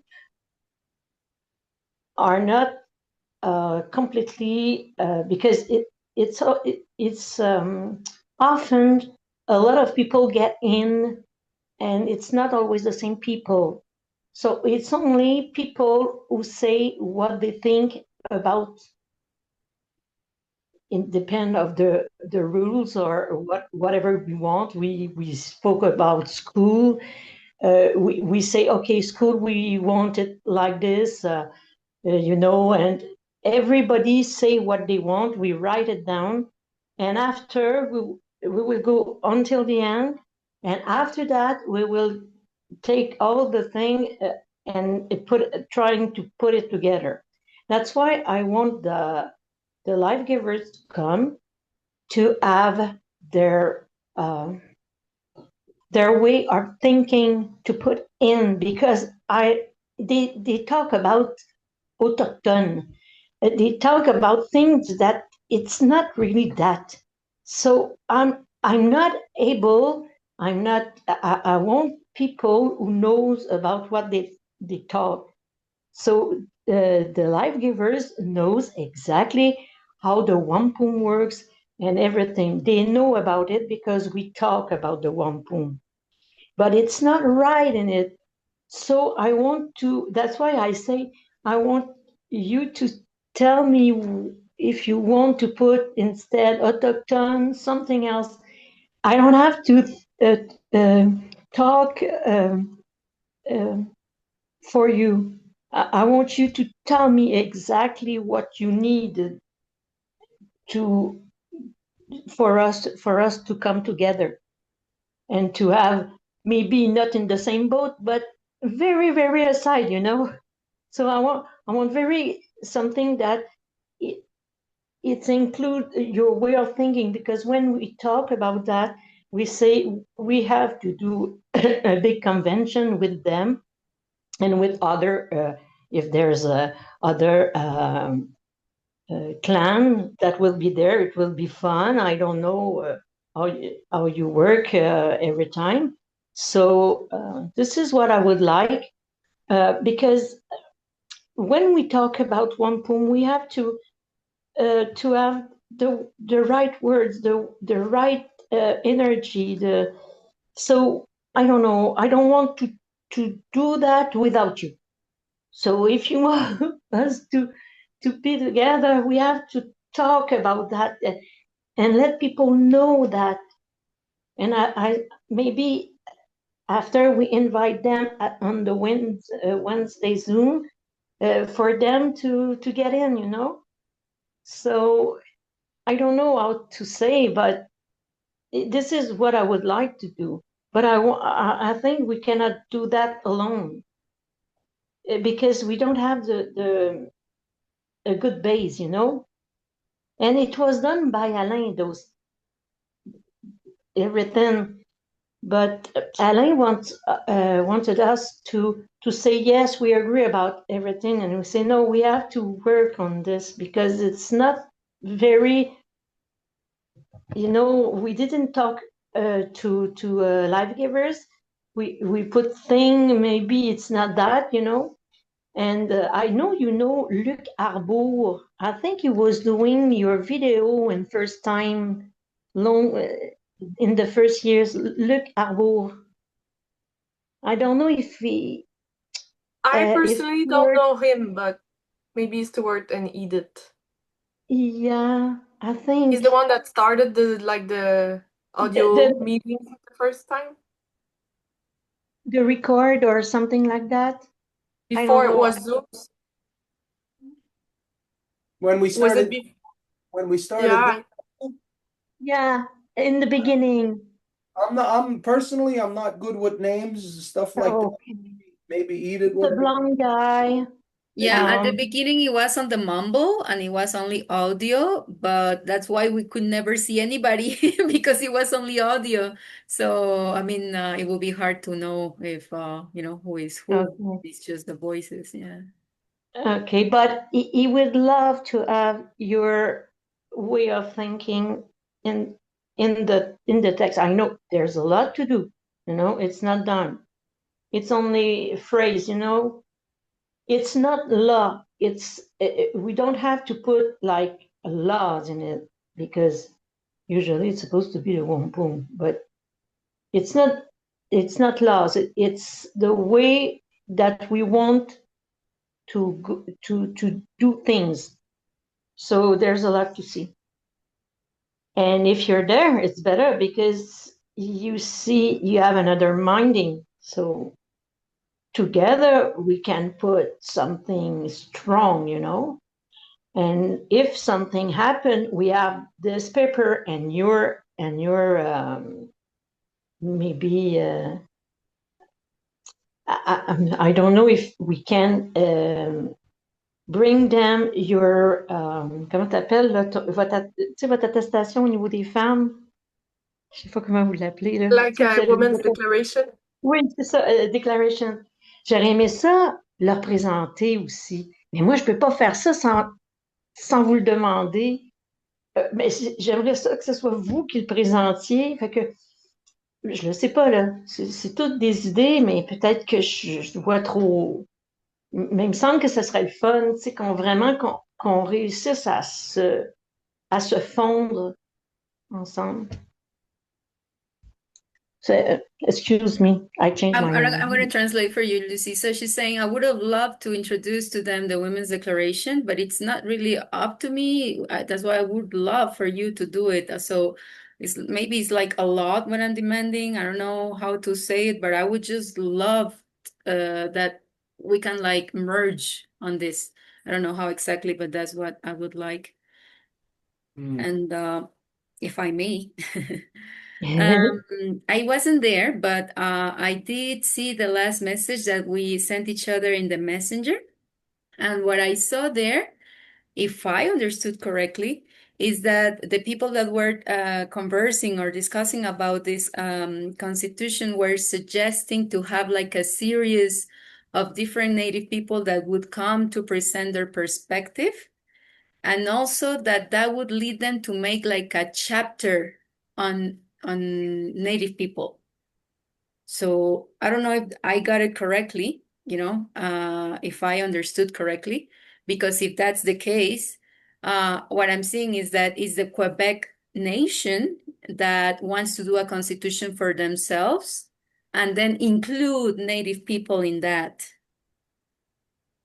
When in reality, that's exactly why we were completely at awe that we didn't see at all the Turo Wampum. Because us, LifeGivers Nation, our stepping stone, our foundation is that we first adopt the great law of peace. That's the first thing that constitutes us.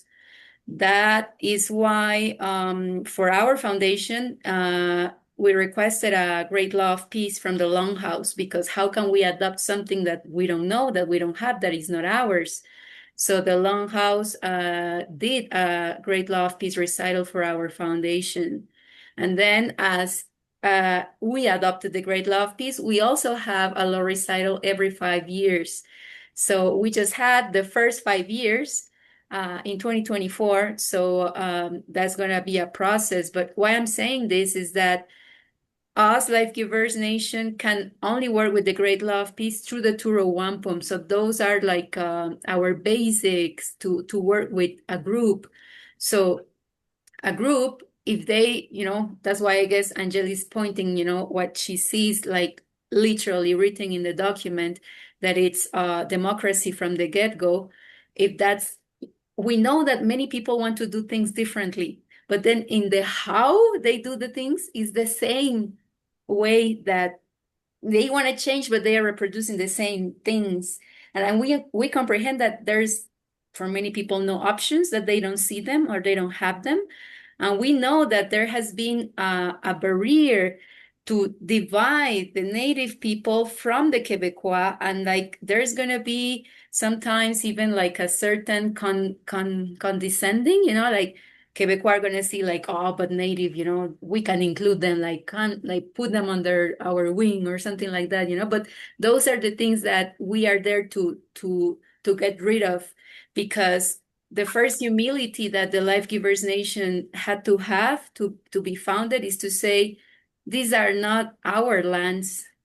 These are the lands of the original people from this land that very graciously are welcoming everybody else and acknowledging that.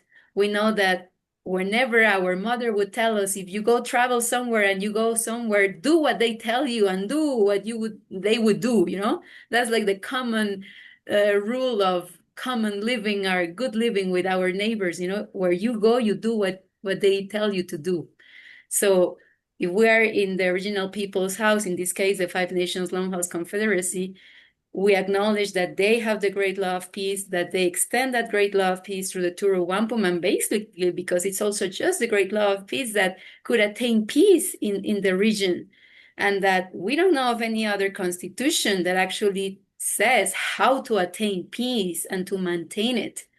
So it's like everything is already there. So why to reinvent something else and to make a lot of work for something else that is basically already there? So, we're not going to be telling anybody, oh, you got to adopt the great law of peace and you got to, like we cannot say that to anybody, but it's just that is the common sense if we make, the steps as to how the Quebec Nation is there.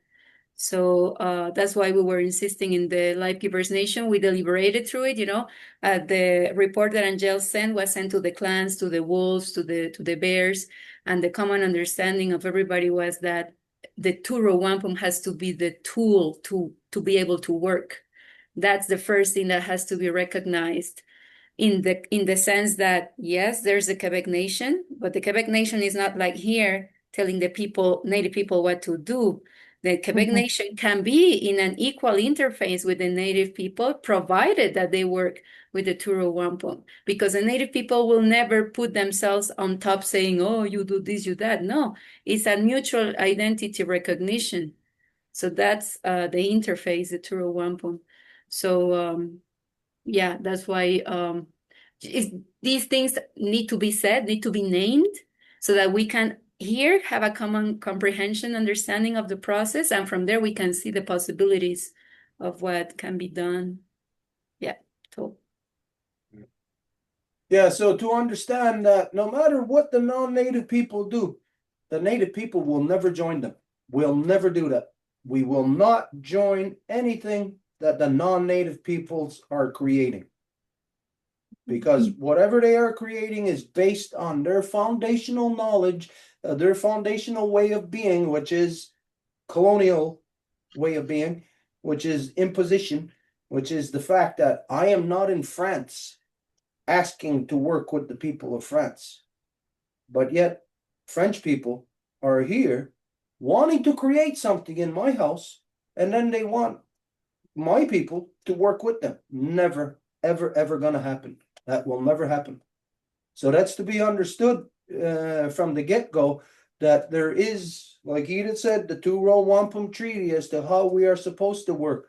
So when it comes down to you're talking about creating constitution, that's fine for any group, even if, let's say, we're a group of 6 people just traveling around the world together. Well, we got to have a way of working together with each other, but that does not superimpose itself upon other peoples where we go. It does not demand that other people recognize us, because only good will be recognized through the Turo Wampum. Anything that is outside of good, it's not going to be recognized by the people. So one of the first things that has to happen is, like we mentioned the last time, convention must happen between us. So we must get together just to have what might seem like a redundant conversation, a child level conversation. Well, what is it that you want? What is it you're seeking? What do you want to do? You stating constitution, automatically I think of, well, how does that manifest? How does your constitution actually manifest to being what's governing the people? The fact that you say democracy means that your constitution will never manifest. It will just remain a set of beliefs. And just like in the non-native world right now, you got a set of beliefs that in so-called Canada, your Charter of Rights, that's a set of beliefs. Every so-called Canadian doesn't even know what the hell that is. Just like in the so-called United States, nobody knows what their constitution is. Nobody does. But yet you got millions and millions of people who are all subjected to it, and they don't even know what it is. They don't even know what it means. So that means that their constitution says this higher level of whatever, they're gonna be good, but then their political process of how it manifests does not allow it to happen. The fact that you identify democracy means your constitution, whatever you're going to form, is never going to be solid. It will never manifest, because democracy is based upon opinion, and opinion is based upon belief. And beliefs, you look at what it's doing to the world right now. You are right now, currently, locked into a couple of 1,000-year-old religious war. You just heard it identified by the United States. They said that yous are in a religious war. So no matter what is in here in so-called Canada, no matter what's in the Charter of Rights, it doesn't mean anything, because your government, your politicians, they don't know it. They don't understand what their own Charter of Rights means. And the fact is that it's a lie anyways. Just because of the fact that the Charter of Rights is for white people, non-native people, and they're in our house, and their Charter of Rights says they'll recognize us in our house and our laws, but they don't. So it's all a lie. Democracy makes whatever your belief is or whatever you want to do, makes it so that it's not going to happen. So this is one of the first things in that child conversation. I would have to hear, what do you mean by democracy? What is that? What does it mean? For you, even right now, to answer it, I don't expect you to answer that, because I know you're going to be at a loss for trying to explain what it means. You could narrow it down to something very simplistic and say that it means it's a voting system. Well, that's very simple to know that if you're going to vote, then you can't have a constitution. Because a constitution says you must do this, then why would you go into a system where you vote? Because then it means that the people are deciding if they're going to abide by the Constitution or not. So why even go down that path? So that's one thing I need to know. I need to hear right from the people who are at the foundation of it. What do you mean by democracy? What do you mean by Constitution? Because, like I said earlier, the verbal words that come out, that is not the locution of the brain. The locution of the brain is something entirely different, because everybody has thoughts the way they want it to be, but then look at the way the world is. So there's something missing in the non-native world. This is what we've said ever since we've had contact with the non-natives. There's something missing up here in them. Something in their mind. There's like a defect that doesn't allow for this process of the sacred three to actually happen, for it to actually be functional. There is something missing in the minds of the non-native people. Okay, so anyways, so from there, Lucie, anything you want to say on that? I think I know about democracy, that it's not good, I know that, but the text that we took and we tried to work on was made before people as the minding about democracy. It's very hard to I'm trying to tell people that we have to get out, not using this word, because it was not usually, it's demos kratos, it came from Greece, and it's by the people that it's supposed to be done, and it's not that happened right now. So we know that democracy is not the right word, but we're trying to put our to have another minding when we do the text. We're trying to say, okay, what we really want, and we're putting our minding in that.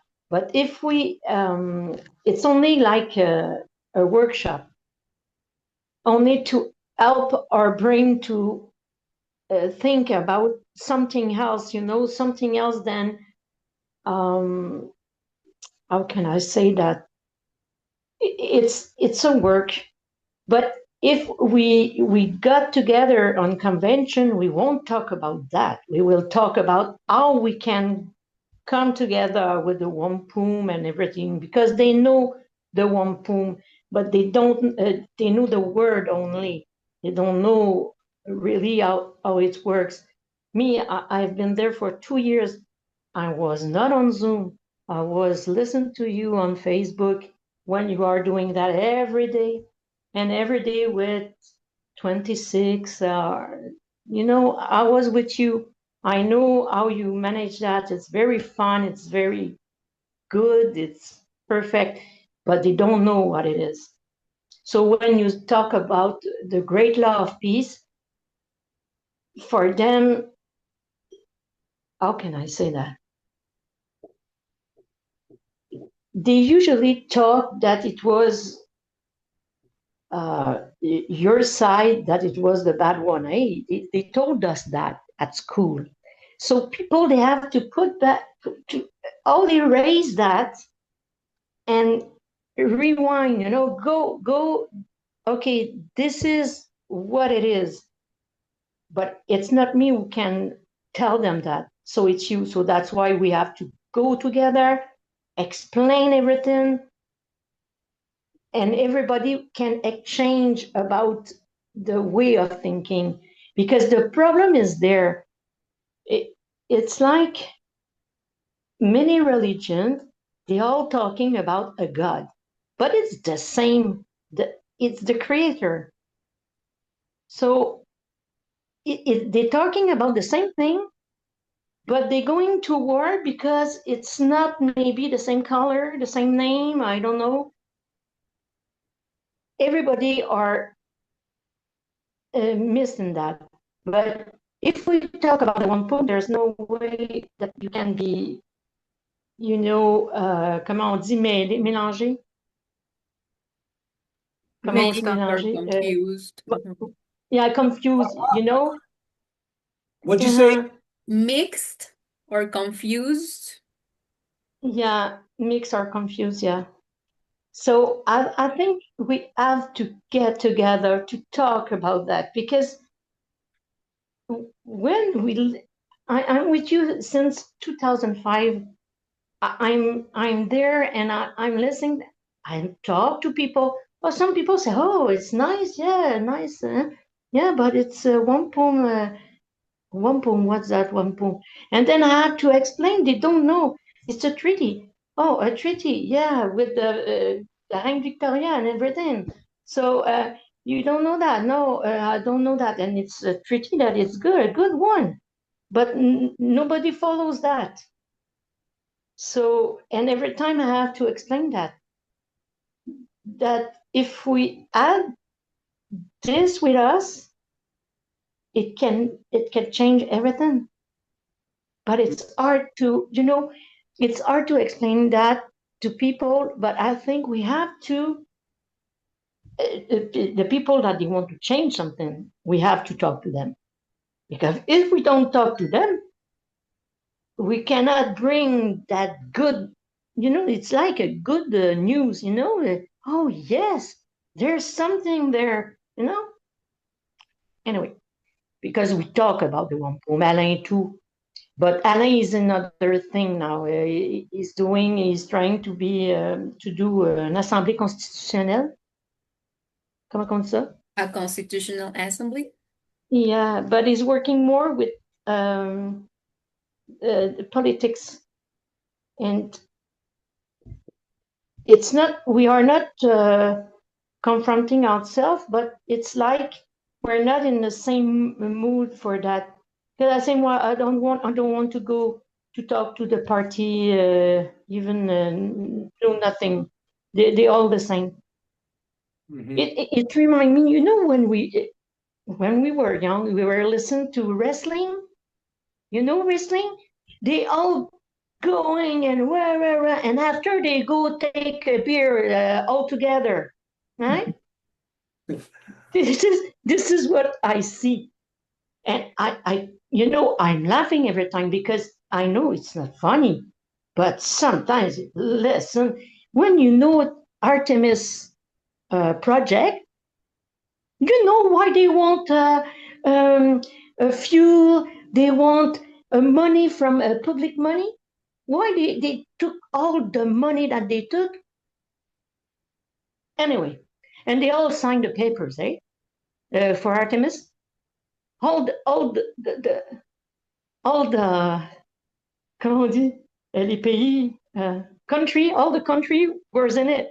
So everyone are in war on Earth, but in the moon it's not the same, because they will have I don't know. Anyway, I see that like a big joke. I don't know.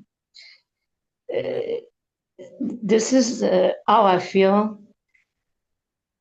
And I know since a long time ago, I say that 10 years ago, because I have a dream. And I say that the Third World War will begin with the Jew and les Arabes, Arabic. The I don't know. Arabs. Yeah. And I have a dream that they were on war, and there was a big boom in Europe, like a big light. And then I wake up. And this is what I had a dream in 2005 that began me to talk to the native. I call people I didn't know. I say what I have in my dream, because I had a lot of dream in that time, and it was saying, tell all the native please to talk back, to tell what happened. And they were telling me all the children that was buried. And then I talked to some people about my dreams, but it was like, wow. And it all came true, you know. So I know that we have to do something together. I don't know. It's a feeling since a long time.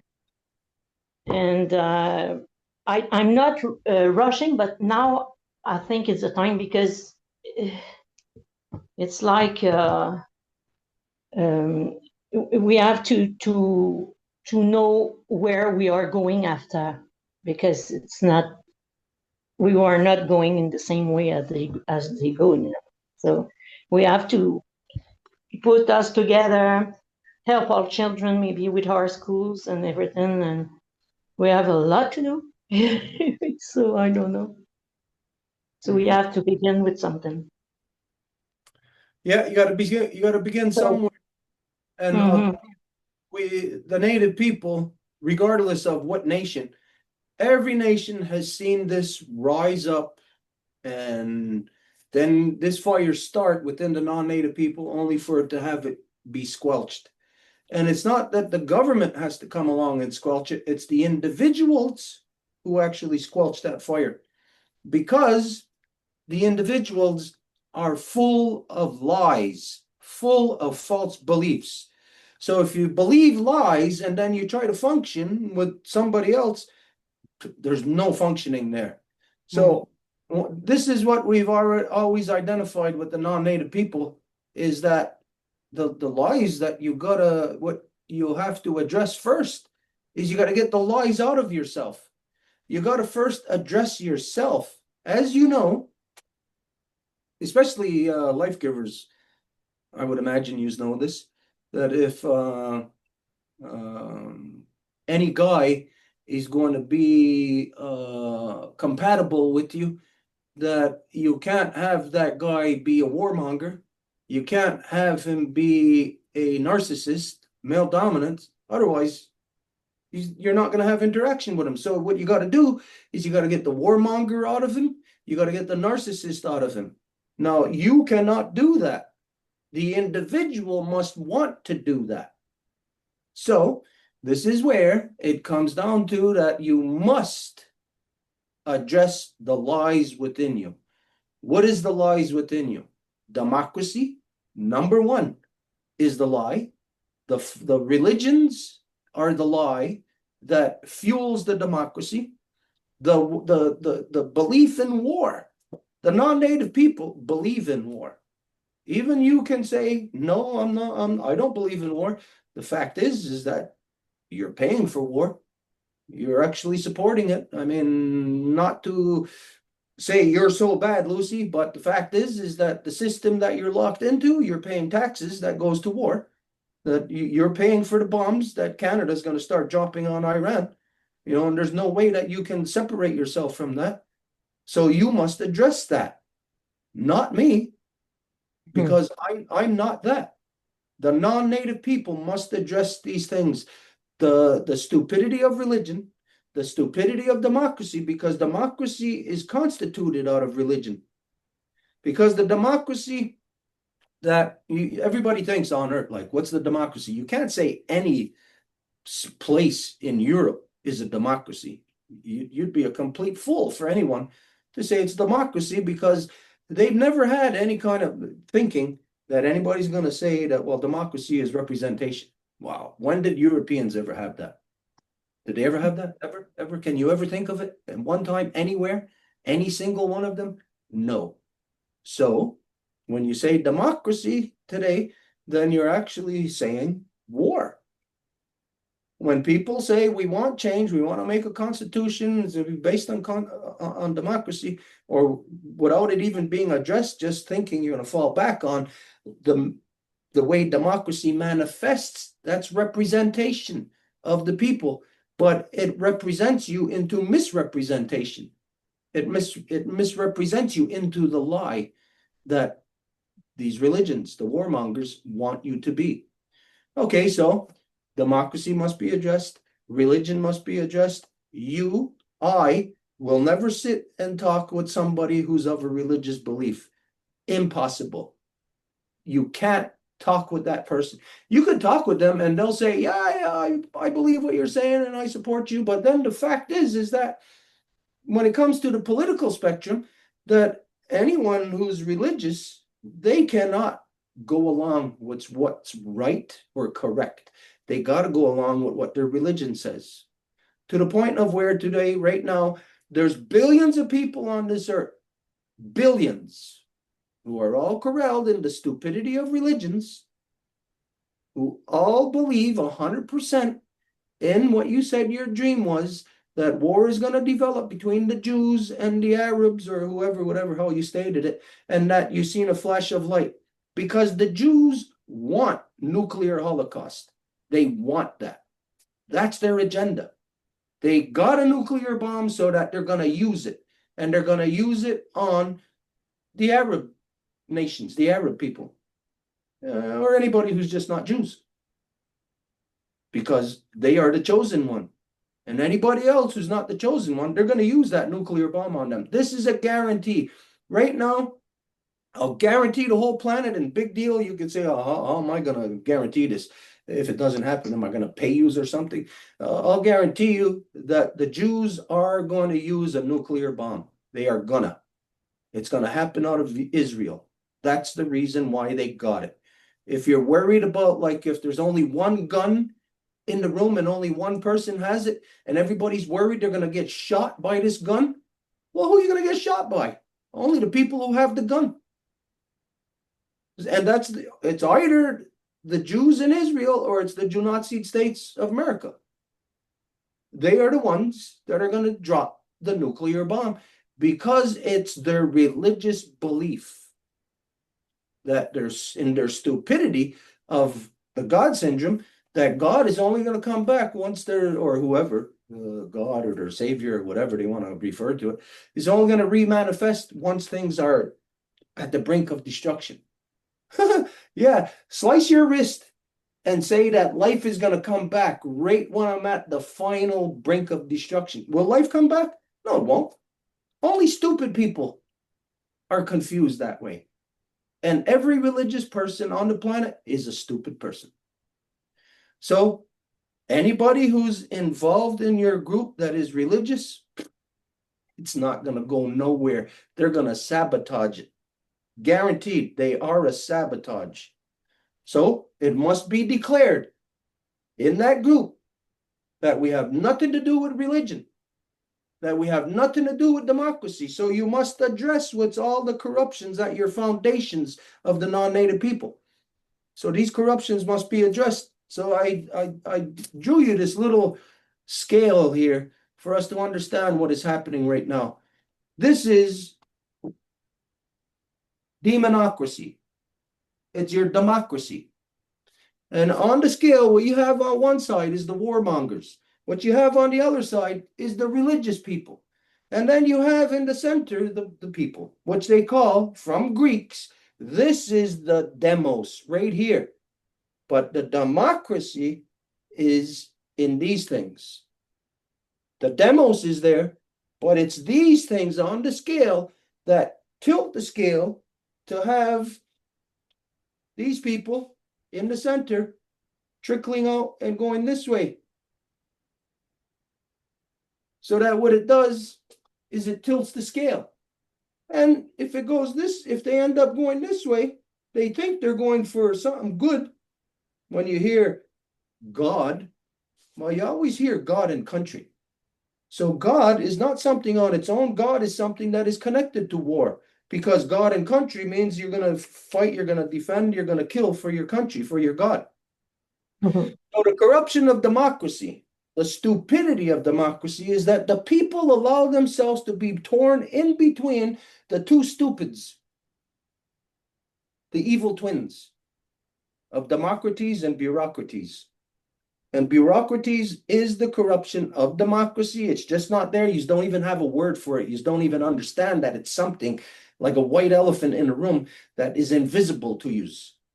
So if it's invisible, well, what's busting all the china? What's busting all the glass in the room? The invisible elephant. But it's invisible.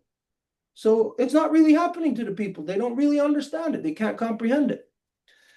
So what this stupidity of democracy does is it has people either gravitate towards religion or to war. And they don't realize that when they're going to religion, they're going to war. So they think they're going to have some kind of, I don't know, peace talks. Come on. When did the white man or non-native people ever have peace talks? Never. Never, never, never, never, never, never, and 100 times more than that, nevers. It's something that is not in their locution of their brain. We said this many times, that white people, the non-native, they should not even have the word peace in their linguistic library, because there's no reality to it. It's like saying God. Hey, okay, well, you believe in God. What is it? Where is this God? Where does it manifest? You know where it is? It's in the people and what they do. And if they learn how to balance these two things out, then they will be as creatress. Because they will then be the hands of Yonkiat Dizu, of those that came before us. They'll be the hands of Sky Woman to create and beautify. Non-native, forget it. They'll never have anything in the mindset that they have right now, because they are all in demonocracy. Mhm. Because what it does is it summons the demons. No matter which way you're going to go, religion, look at right now, all the religious people on the planet, did they all pray to God before they went to war? Yes, they did. And they all prayed to what God? Is there 2 gods, 3 gods, 100 gods? Or would there be within creation only just one God? If there is this crazy concept of God. Mhm. So then who did they all pray to? They all prayed to the same God.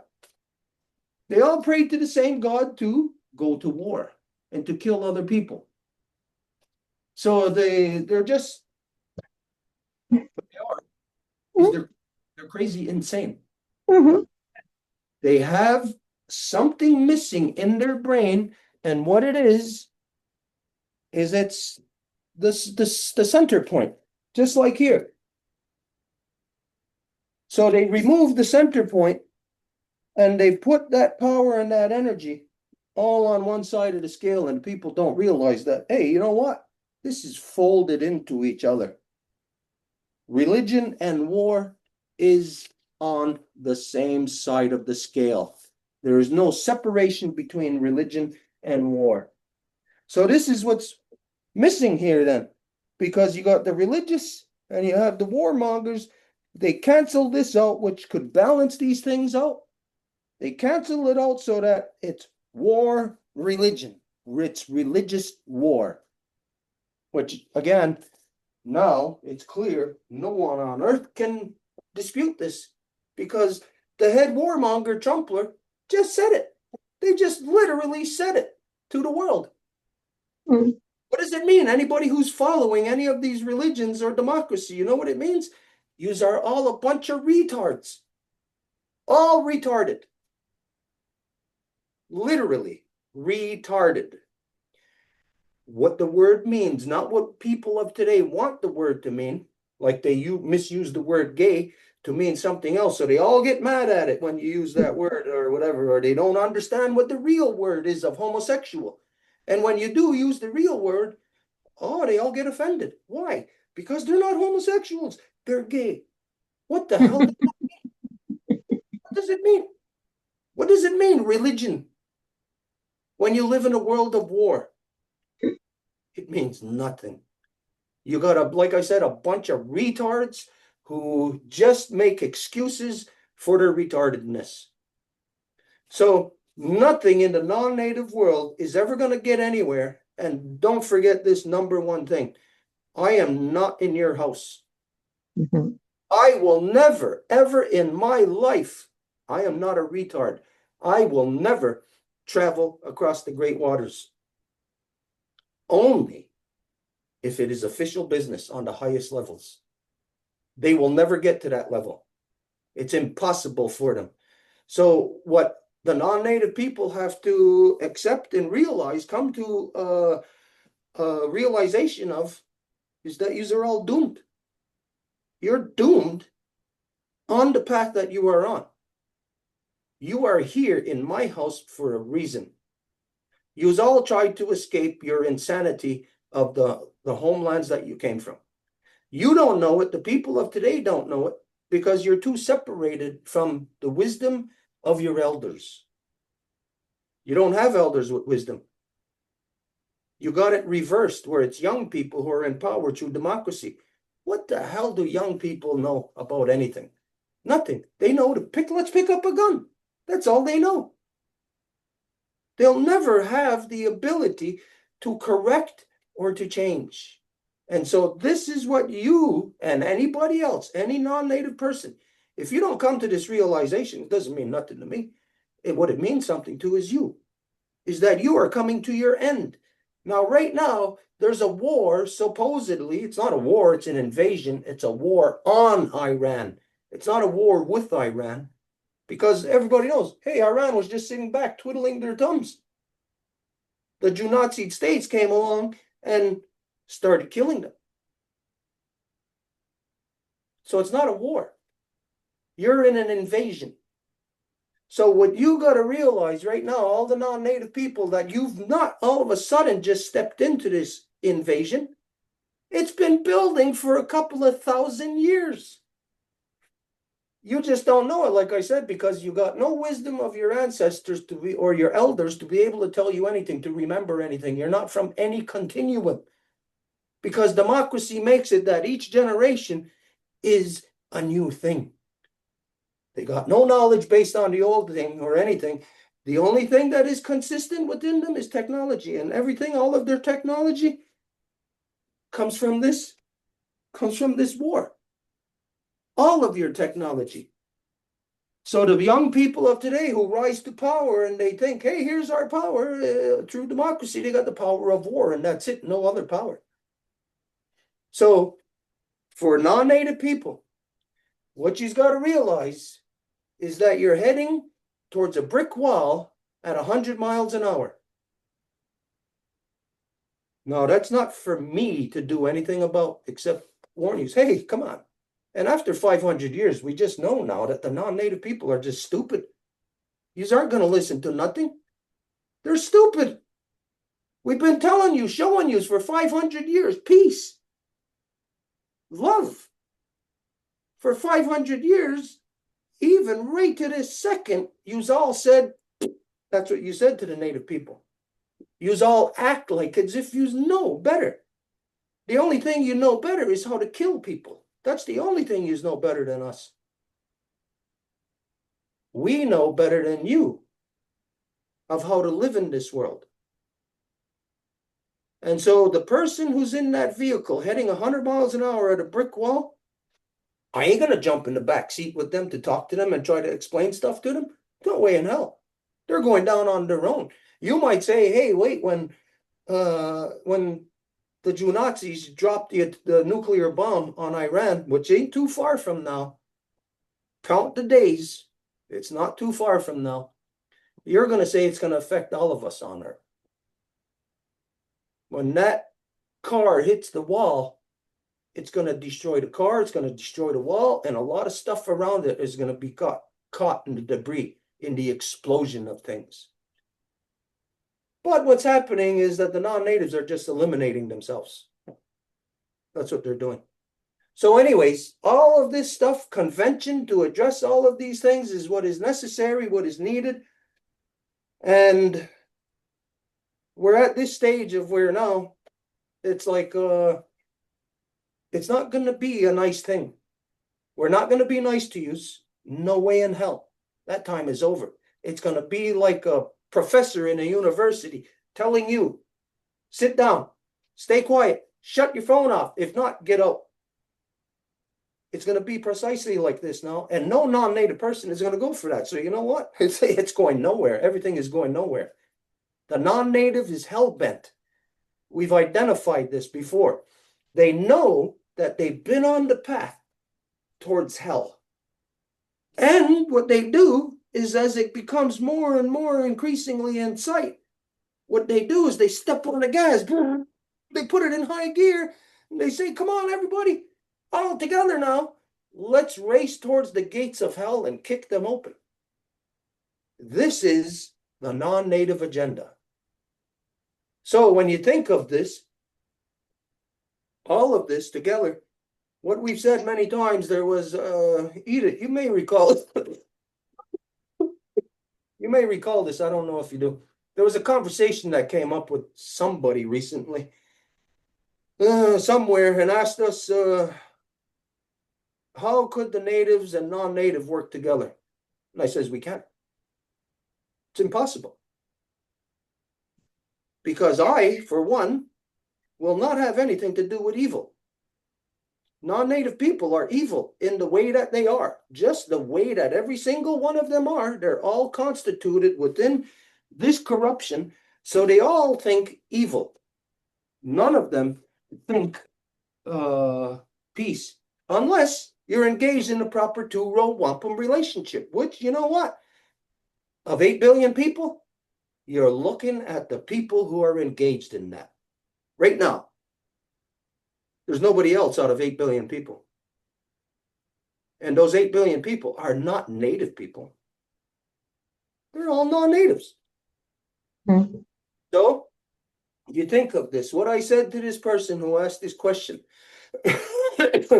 When you look at and consider that the non-native people are as a cancer on our Mother Earth, and cancer's design is to infect healthy cells, ask yourself this. Can a healthy cell and a cancer cell live next to each other? No, they can't. The healthy cell can live with anything, but the cancer cannot. The cancer is hell-bent on inflicting the same cancer it has of its mind, of its spirit, inflicting others. So, if a healthy cell and a cancer cell cannot live next to each other side by side, that tells you that native and non-native cannot work together. And that is not to say that we're saying we'll never work with the non-native people. We can't work with the non-native people. No, it's because the non-native people are hell-bent on staying the cancer that they are. So, right off the get-go, right from the bat here, right off the bat, if the people that you're talking about are thinking of democracy, they're thinking religious, they're thinking whatever, ain't nothing gonna happen. So be prepared. Prepare yourself for what's the word here? when you're let down, when you have high expectations, but then you're let down. What's the word? Disappointed? Disappointment. Be prepared for disappointment. The only way you're not going to be disappointed is if you, every individual non-native person, is ready to change and to confront all of their evil corruptions that they have been for thousands of years now. If not, forget it. No native person is ever going to talk to the non-native people on a realistic level, like, let's say, let's work together. It's impossible. I will never work with cancer. But cancer could change. It could undo itself and become a healthy cell. So the non-native people who are looking to get this constitution or to make change, they've got to undo the cancer that they are. They got to be willing to address themselves. Okay, I could go on and on, but I'll leave it there. I don't know if you got anything that you want to say on that. I thank you because it's the first time I get in a group like that, because they were speaking, that they want changes and everything. So it's only 2 times that I'm working with them, and I try to see if I put some. But it's true. Sometimes I say maybe it's better to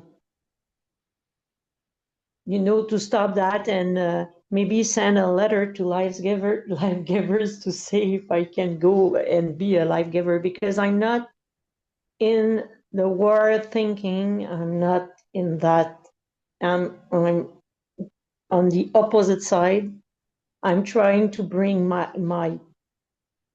little kids and get them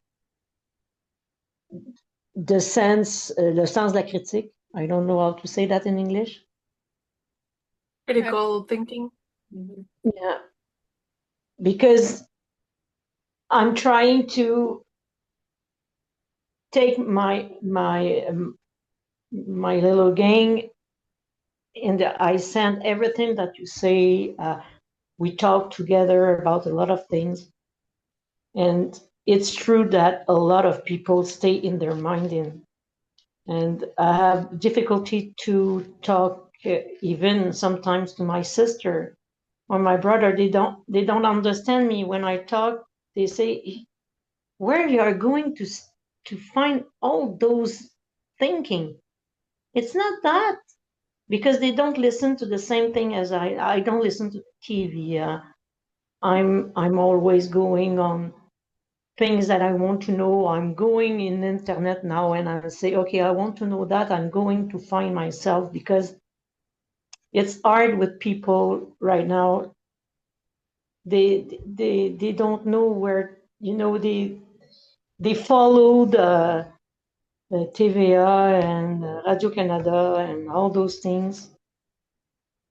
And it's true that it's hard to get them. I was trying to get a little gang, say, oh, maybe they will understand, but I think it's hard because we worked 2 times, and 2 times it was long for explaining, trying to say, no, why you say always that word?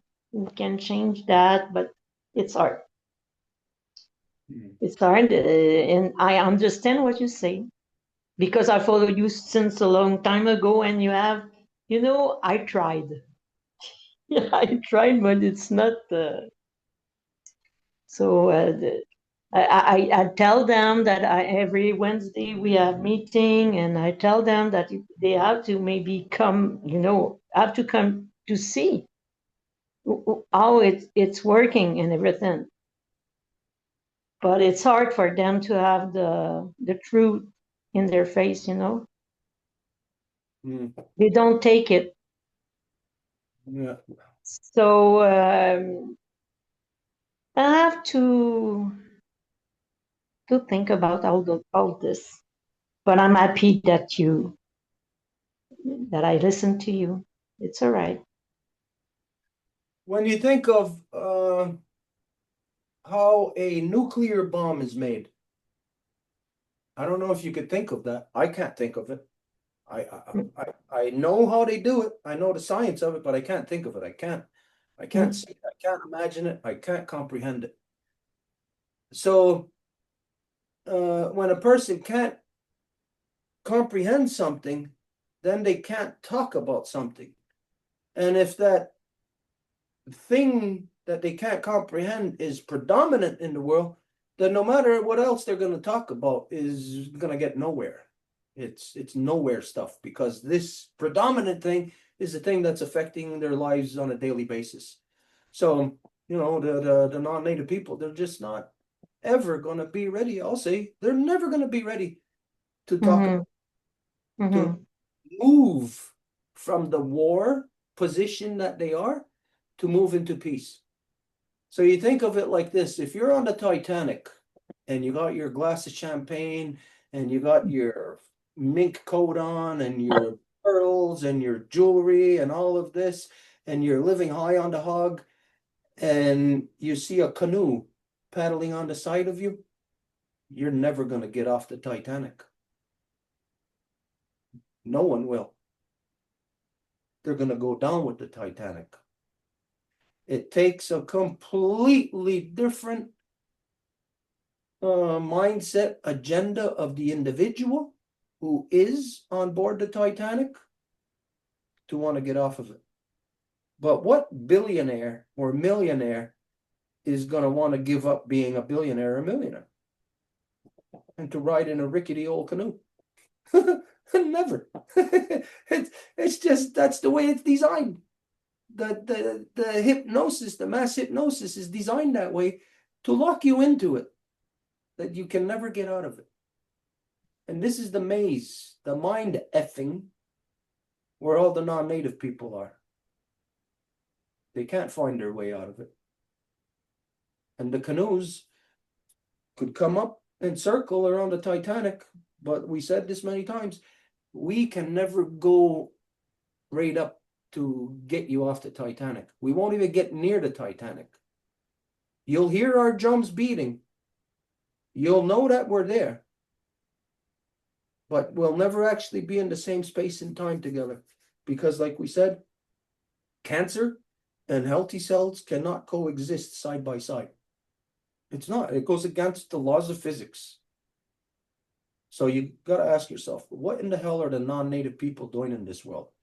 What is their purpose? What's your purpose? What are you alive for? What are the non-native people alive for? What's this life all about? What are they from the get-go, from the minute they leave the starting gate? What race are they running in? What race? What are they doing? When you consider everything, oh my goodness, if I was a non-native person, I wouldn't be able to live with myself. Not with the knowledge that I have, but if I was a non-native person with just the limited knowledge that they got, well, I know that I'd be doomed. I would know that much. You know, I'm sure that everybody on the Titanic knew to some degree that they're in a one-way street, a dead end. Okay, anyways, I don't know, anything else that you want to say on this, Lucie, on anything? No, I don't have, I just have to think about, because I'm not somebody who loves to be in group. That's why I never go in groups, but I listen to a lot of groups. And I left a lot because I was not, in the same minding. So when I'm not in the same minding, I don't want to, to force things. Me, I feel things.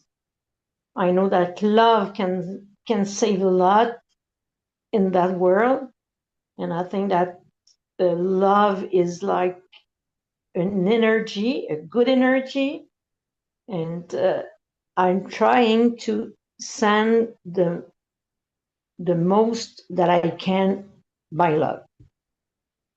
Everybody that I see. So this is what I think. I don't listen to them because they only want to fear people, because when you have fear, you don't think. You cannot think anymore. You are afraid, so you don't think. This is what the fun that they have every time they say something, just to put a little fear there, a little fear there, and people, are not thinking anymore. But it's not my case. I'm thinking a lot, and I listen to good people that have the good words. And you have, so that's why I'm following you. But Then what I would say to you is that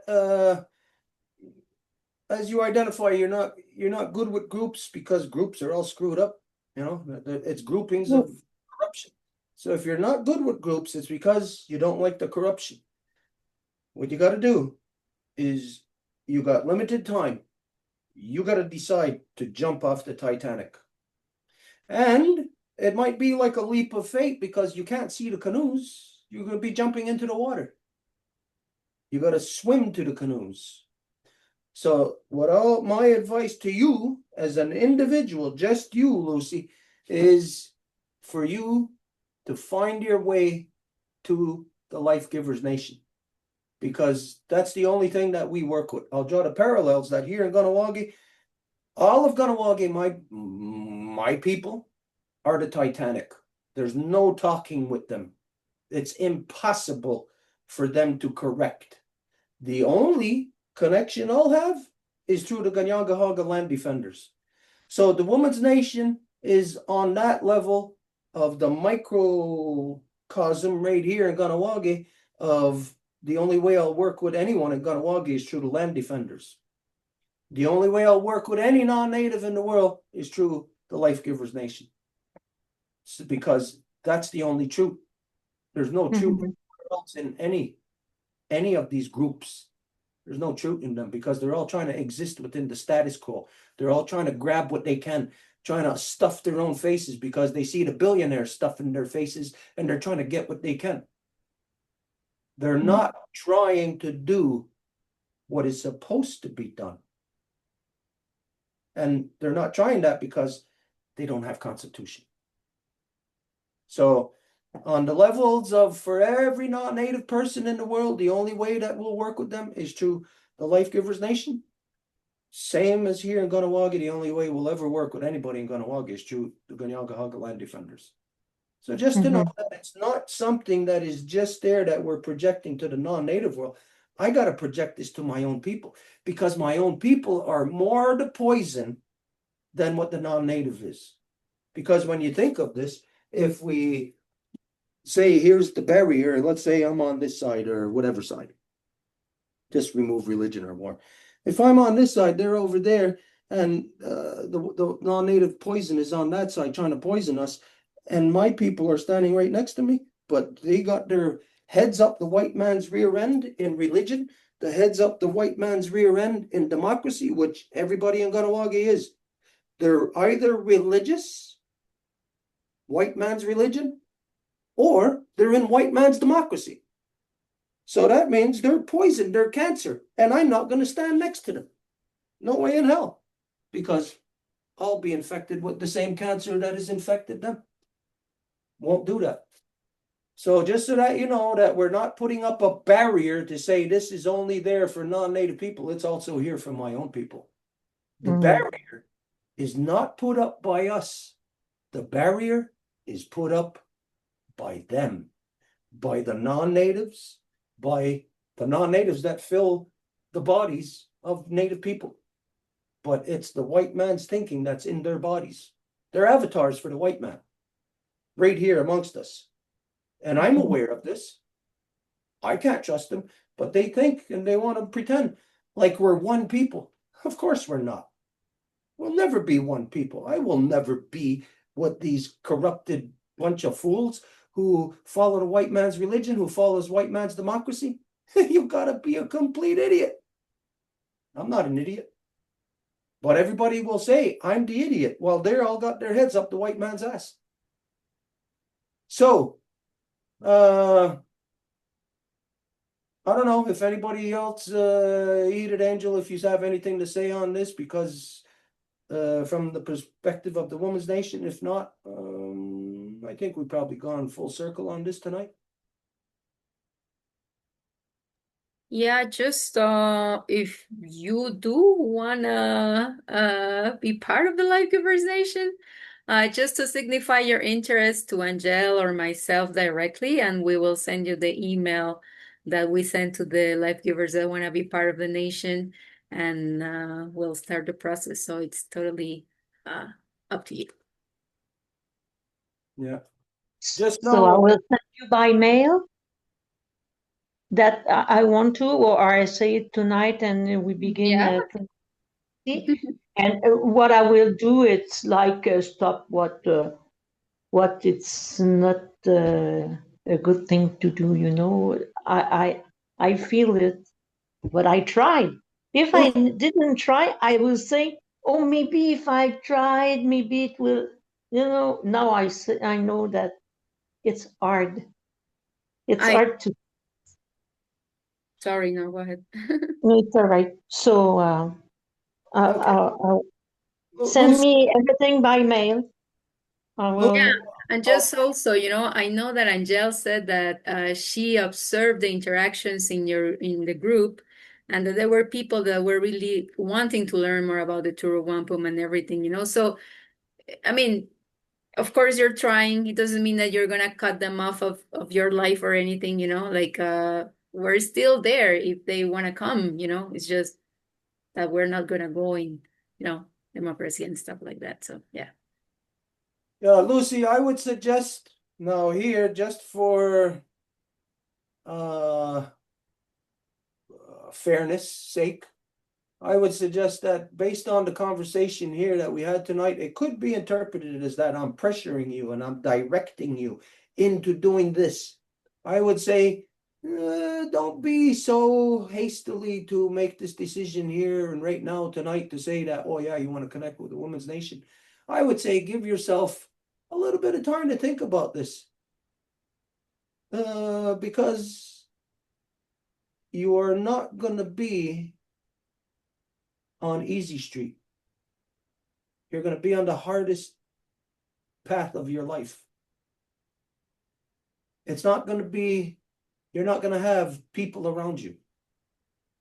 To stand within truth, you're going to stand by yourself.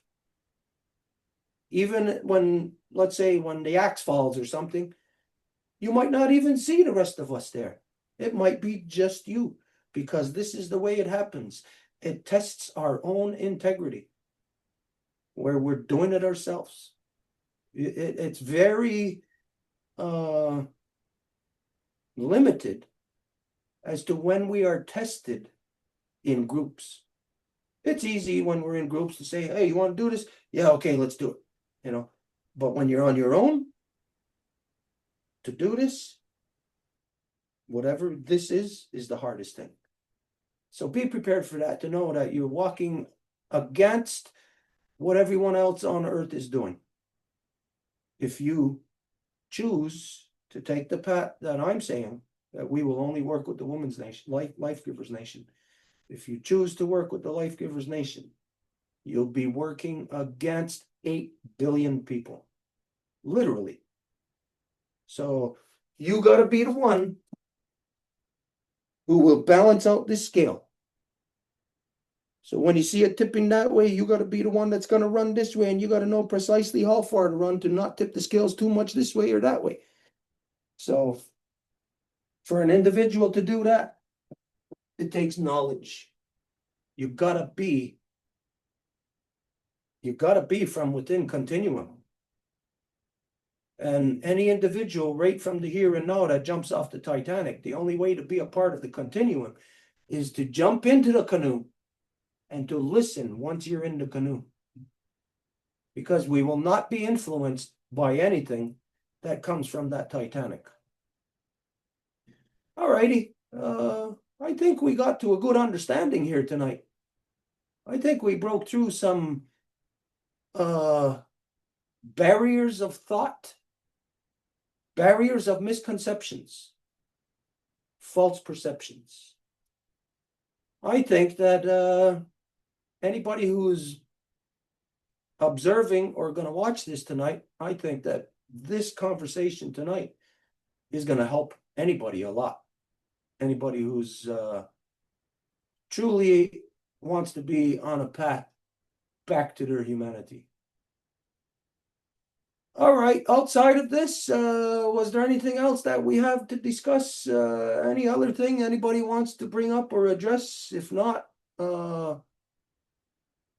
Yeah, since a while ago we said that we had 2 points to present as LifeGivers Nation, so this one with Lucie was the first, and the second one is that following up on Wednesday when we spoke about war and what it's making us feel as LifeGivers Nation, well, as LifeGivers, but it was actually LifeGivers Nation, that we made a position. And it's not final. I mean, we have been deliberating it within the clans, and most likely we still have the week when we are going to have council next Saturday to consolidate the final version. But we still thought that it was very important to present at least the preliminary version tonight because it was like a pretty urgent thing to address. War and specifically also the issue of like the military exercises that are going to be happening in Quebec. So we're just going to present the position. so this is a draft you're talking about? It's not a final thing, right? Yeah, it's pretty final, but still we always leave ourselves the time, to Okay. that we present it online, and if somebody has something that they want to address or add or anything, it's always open for anybody else to contribute. So this is like the bare bones of the deliberation of the LifeGivers Nation. So it could be final, but it could also be adjusted and modified to a much better version. So Okay, I see something right off the bat, right on the first line. You got to change that word anger. You got to change it from, wait, let me see the context in which it's used. We have witnessed with great sadness and with deep anger. You gotta arrange a sentence that identifies we come from the position of love and like our love has been broken through these actions. mm-hmm. It's not anger. It is like an anger after the fact. Yeah. Angry at your friend or loved one that didn't check the air in their tires before they pulled out and they got into an accident because of it. You're angry now, not really at the person, but you're angry at the outcome and the non-thinking, and that how could you have been like that? So it's got to be something identifying of your love has been broken, that type of thing. Mm-hmm. Angel, do you want to read it or do you want me to read it? I cannot see like very well. It's like a little bit too small. Yeah, can you make it bigger? Yes, of course.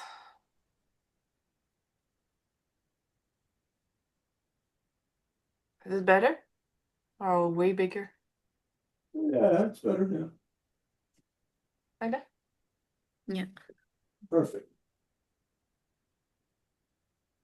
You want me to read it? Go ahead. Looks like that. Okay, the LifeGivers Nation stands for peace. We have witnessed with great sadness and with deep anger the recent events in the world, starting with the way a self-proclaimed democratic country that sat with the Five Nations Longhouse Confederacy at its foundation pulled out from its own bed the president of a country, Venezuela. Shortly after, we also seen their so-called preemptive attack on Iran, a country that allegedly they have seen as a threat, in which they outright murdered young girls in a school. With all the technology available today, there is no way they can pretend they made a mistake or did not know it was a girls' school. We see through it. This deep-rooted hate for life givers, particularly young ones.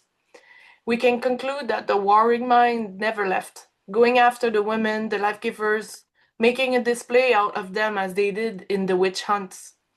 These barbaric witch hunts occurred within the scope of their religious wars, in which the white warmongers of Europe decided to annihilate anything that would not agree with their doctrines, with their beliefs, with their impositions, of that there was only mighty God that they invented themselves. They killed everything, the healers, the midwives, and every life givers that owned true and sacred power. We see this mentality rapidly unveiling itself from the dark ages of war, justifying murder, more and more sophisticated weaponry, where the most brutal assassins take control. Brutality is threatening humanity at an accelerated rate. We witness the Western world profiting from the pillage of resources and murder for economic and religious purposes. Money over life, profit over health, economy over protection of the environment. Okay, wait. Oh, hang on. Yeah. That does not say that. What that says, money equals life. Profit equals health. You gotta say the actual word over, because that symbol, it doesn't mean the way that you're presenting it as. I don't agree with that, but because equal, that's the sign equal, and I often see this written like that, but there's no problem in changing it, because that means over, like beyond. Okay. Recently, the National Defense of Canada announced that they will be doing a military exercise throughout Quebec in April this year, in case that the Canadian armed forces were compelled to fight beside their NATO allies. In such a way, without asking the population if they agreed to have such an exercise in their territory, war is coming everywhere. These lands are sacred lands. They are the original people territory that have never been given away to the crown or any other foreign invaders that imposed themselves de facto in the territory. We utterly oppose these behaviors, and we do condemn them, all of them. We uphold the True-Rampun Peace Treaty that was presented to the colonizers from the very beginning, and we demand it is fully respected. Us life givers are always the target in war. Along with our children, we won't simply sit down and observe how Operation Wipe Palestine is now being reproduced with Iran and what appears next to be Cuba, where the mothers and their children are the ones that ultimately pay the price. Life givers all around the world are to stand in their sacred power against this insanity that has been stealing our peace and security for millennia. This slow normalization of violence has accustomed everyone into acceptance, but it is the equivalent of a frog that does not realize the water is boiling and will be killed due to the slow acclimatization. We are at the break of more than 5,000 years of male dominance, and we can easily conclude it only brought us constant violence, destruction, and suffering, instead of a thriving, abundant life of love and respect of the living. We do not fall into despair. We use our power and courage to get corruption out of us and our systems. The her story of the success of the Great Love Peace is there to remind us that it is possible to bury the weapons of war and evolve to create a thriving life for everyone, aligned with creation, fulfilled by love of our mothers. Wait, capitalize mothers. Okay, I'll note it. It's a PDF, so I'll note it to correct it. We ought to do our ceremonies and ask our ancestors in the good mind to guide us to build communities and matrilinearity back, to connect to this ancestral knowledge within us, to push for peace, to create peace inside and out. We have to rise for ourselves, for the faces yet beneath the earth, to create the necessary conditions to promote peace, to build peace, to be peace. Peace will never be attained with war, only with love and care for all the living.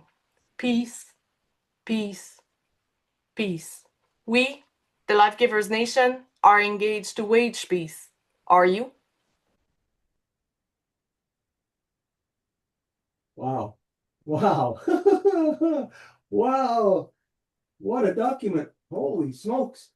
There's only that issue that I seen on the top that I said, and it's just a clerical error. The fourth paragraph from the bottom, life givers all around the world are to stand in their sacred power. The second line where it says peace and security for millennials, that's the wrong word. It's got to either be for millennia or millenniums. But millennials, that's the people who are today what they call millennials, you know. So the plural would be millennium. yeah, millennium or millennia. Millennia itself is a good word, but millenniums. We want the plural one because it's And- not one millennia. It's more than one. And the last paragraph, the beginning of it, we have to rise for ourselves. Okay, yes, that's good, but you should address the life givers. You should say, life givers of this world. And then what does it say? We have Must rise. Yeah.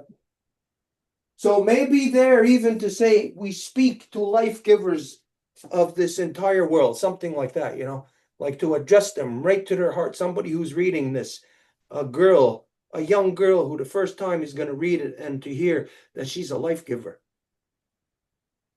or an old woman to hear that and to tap right into the core of their thinking, to say, I'm talking to you, I'm shaking you up.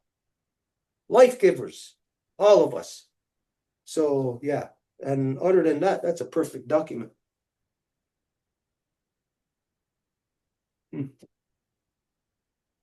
Wow. Okay, well, yeah, go. And we can tell that in these past days while we were working on this document, I want to share it because it was magical. Bunch of people would send me videos of life givers like just taking position about the war, and life protectors too, a lot of them. So it got so motivating or inspiring. That's it's a bunch of inspiration that we got from everywhere that we put into this, and the more we share, the more we like we There. to talk about these things. More and more people will like get their own corruption of thinking that war will bring peace, which is a nonsense. It's like going into space to find another planet when there's one right here that we can just take care of.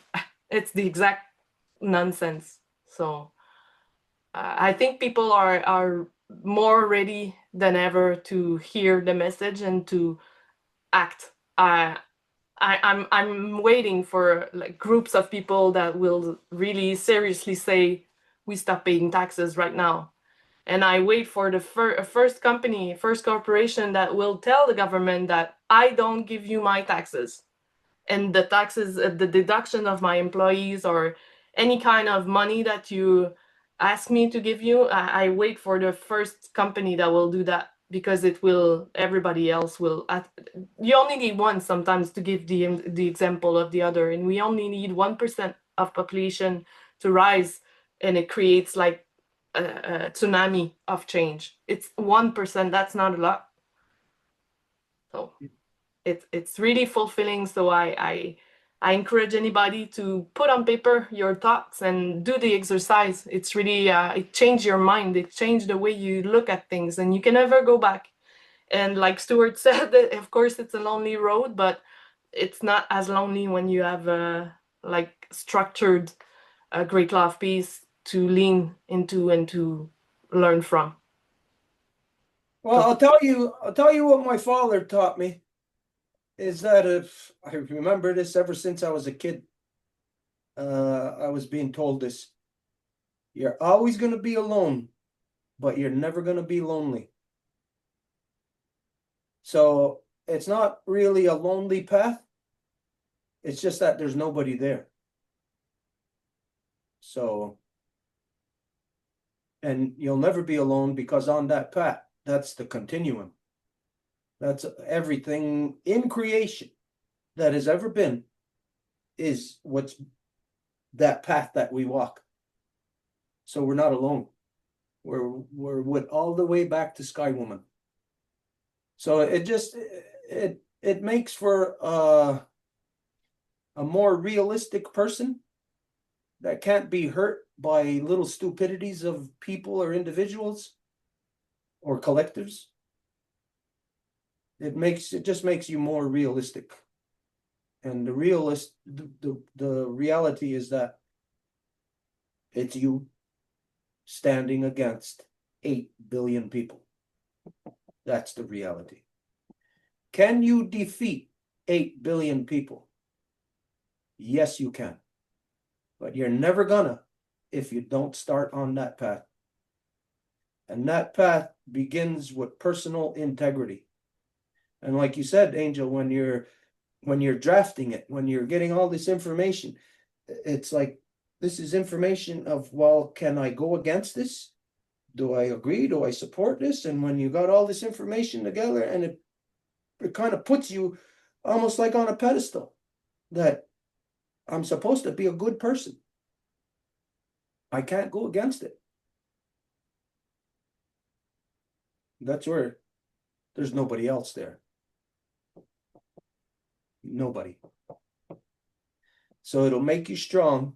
I would suggest that when you release this, I would suggest that you're obviously going to do it in a video or something, that you make the video and kind of do it like what you just did, explaining this is what's going on in this world. Explain, Angel, like how it was drafted, you know, all the information that was coming and what it done to me, how it changed me inside. That I couldn't go against these things then. At a certain point, you can't go against, you just can't go against your own mother. No matter how much male dominance there is in this world, no matter how many tanks and atomic bombs you got, if you go down that path, it's only going to make you insane. The only way to become sane is to stand with your mother. Yeah. So that is a really good document. I got to tell you, as you know, other documents that you presented at, it was like a lot of corrections or additions or whatever. This one, it's like you were really focused, like you were really like you got to the thing that you wanted to get to. Very good. Okay, is there anything else? If not, I think we've addressed a lot tonight. I think even within ourselves, I could say that we've evolved a little, that we've strengthened and fortified each other here tonight. So if there's nothing else, then we can close up for tonight. Is this okay with everyone? Oh, you know what? Here is something. I can only go and look at the Facebook comments afterwards. I can't see them while we're in the Zoom. I don't know if people are commenting or not, but what I do see is afterwards people's comments, and that a lot of these comments should actually be addressed. It's like as if the person, instead of just typing in a question, they should actually physically be on the Zoom to ask these things, so it can be addressed and whittled away at to get the perfect end result. So I can't see it, but can you see it, either of you? Is there anything on Facebook, any questions or anything that might be good to address? If not, then we'll close up. while you're checking that, everybody, just to say, anybody, if you're here in Kahnawake, hope you're tapping your trees. I know that Curry tapped a tree. I don't know how many trees he tapped, but I know he tapped trees last week. I think even 2 weeks ago he tapped trees. So I know it's not the norm what everybody does. If you got a maple tree in your yard, tap your tree. And even if it's just to, if you don't have a bucket or some way to capture it, even just tap it so that you can drink the maple water direct out of your tree. Even just do that. And that would mean, like, of course, at night, like you'd have to go and, or as soon as you're done, like taking a drink out of it, you'd have to plug it and then go back tomorrow or whenever you're gonna, and then take that plug out and drink and then plug it back. But you can do a simple thing like what we do. I'll show you what we do here. Well, actually, I can't. It's all outside. I don't got time to go outside, but we just use the water containers like this. We drill a hole right in the center, as you see. There's that, or you can even just cut it out. And some of them, they just pop right out. And what we do is we put a hose through there, like a 3/4 inch hose, or depending on if you got a tap, the size of it. And we just put that right there, and this stays at the base of the tree, and this is what fills up. You don't have to have buckets, you don't have to have whatever there, like you can do it. However, you can do it. The thing is to do it. If you don't do it, then you don't have the water. And if you don't have the water, then you're not getting the medicine that Mama gives to us at this time. That is a very crucial medicine. And it's only really in ceremony where you're going to hear of how the medicine works. So at the very least, if you're in Kahnawake, you got maple tree in your front yard, tap it. Of course, if it's only a small tree, then don't. Like something about this size, I would say don't tap it. I would say something like 10 to 12 inches, that's good enough to tap. Safe. It's not going to kill the tree. So, if you There is comments. There is Okay. comments, but I don't know. Do you want me to read them all? Is there any that stick out that sounds important, like something we should address, or is it just somebody saying like, yeah, that type of thing? No, Janet commented on something like it's not just 3 clans. Everyone is educated on the subject, and whether they are present in all the meetings or not, their knowledge is contributed to the process of reaching the best and healthiest outcome. The element is if even one person is in opposition or doesn't agree, the issue is rehashed until something can be resolved. This was not ever a pressure. Time was not ever a pressure, sorry. And then there's Tony Hill. He made a few comments. He says, the one row wampum is what ties North and South together. Yeah, there is 3 clans, that 3 that can be found around the world, wolf, bear, and turtle. The one row would be sent to each other along the pyramid lines, Lye. Mohawks have lands under the 49 parallel. There was a time we gave thanks to the Creator, Great Spirit, but also the serpent. The feather serpent was all tribal people of the real world. The 2 row is what only save us from genocide. The 1 row wampum is still around, called the mace beads or fire wampum. The real 5 are of unique types of people. That survived from the 52 tribes of the Iroquoian Republic. We can't count from 2. We need to relearn counting and restart from the 1. And then his last comment is international law was built on tribal law. Any empire had to anywhere in the New World inherent these tribal laws. It's not this 5-nation conference, it's older, goes back to people of color. And there's then Flint Lee Con. that yes, it's give me direction. Thank you, and I agree to that letter of document. That's all of the comments. Okay, okay, just to adjust the 1-row wampum and the 2-row wampum. Personally, I'm not sure. Well, I can understand what they're talking about the 1-row wampum, but I don't have knowledge of an actual 1-row wampum.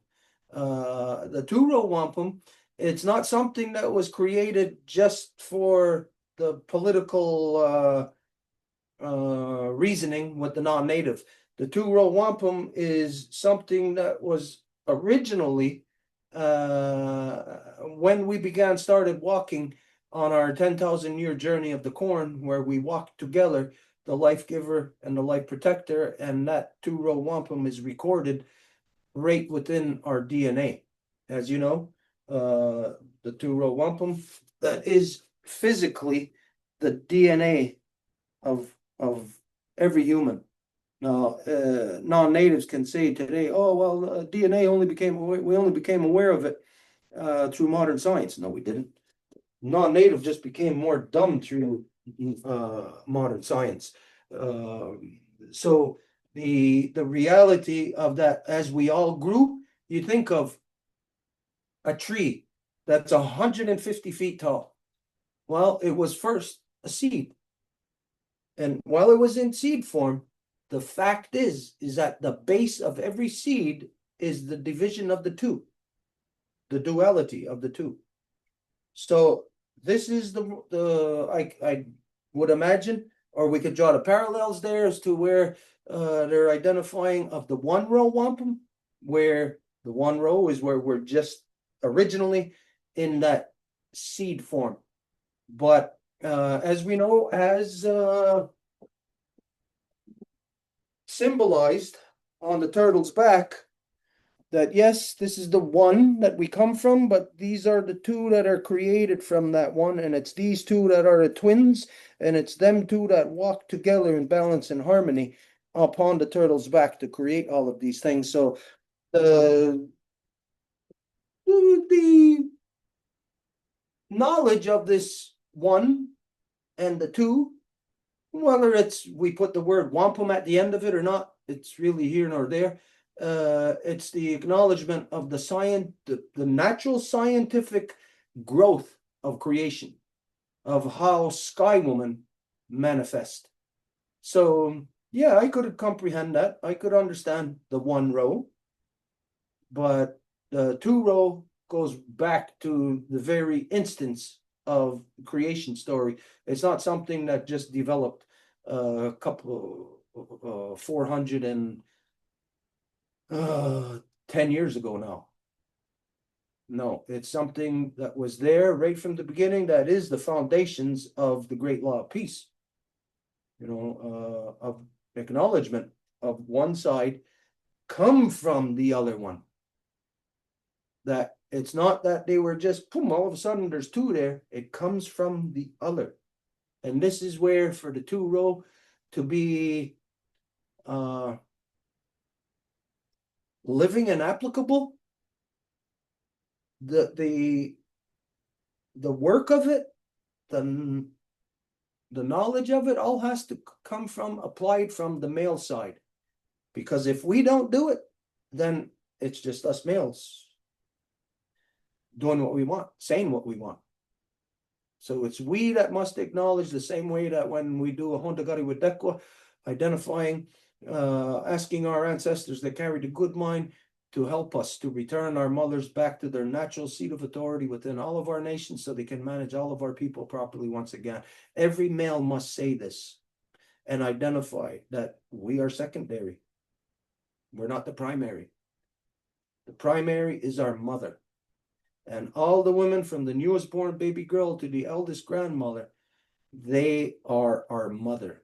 This newborn baby girl who was just born a second ago, she is as my mother. The eldest grandmother who's been in this world and ready to die a second from now, she is my mother. And all life givers in between are as my mother. This is the approach the perspective that all males must function from. If we don't function from that, then we're male dominant. We are the narcissizer. Okay, yeah, we'll leave it at that. Okay, so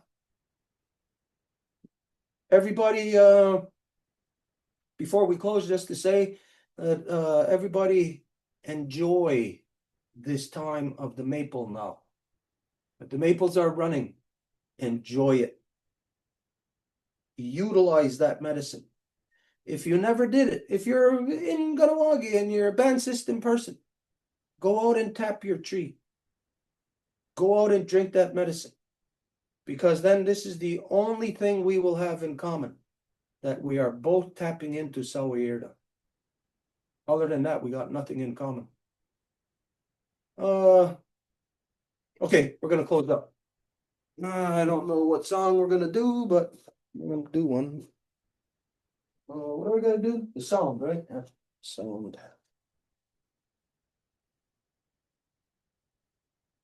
It's hard sometimes, like to think of, even like to think of a song. I've been singing all my life. I know a lot of songs, but then when it comes time like this to sing a song, that sometimes it's like my mind draws a blank. And sometimes you'll just hear the same songs over and over, like the same verse of the same song. So whatever it is what it is. So there you go.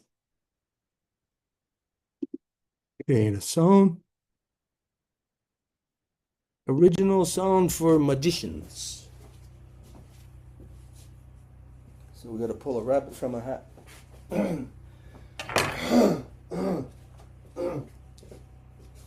Where is shadow?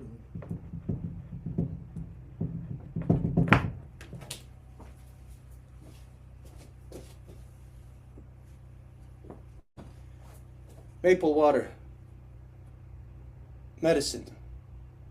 Look at that, how beautiful. That's liquid gold right there. This is what makes you rich. That makes you rich and powerful. So make sure you drink your maple water. You're a life giver here in Ganawagi or anywhere. Life giver, if you don't tap your trees, you got a life protector with you or a man with you, whatever. You tell him, get off his ass and go out and tap the tree so that you can have access to this medicine. Oh, now we'll go on.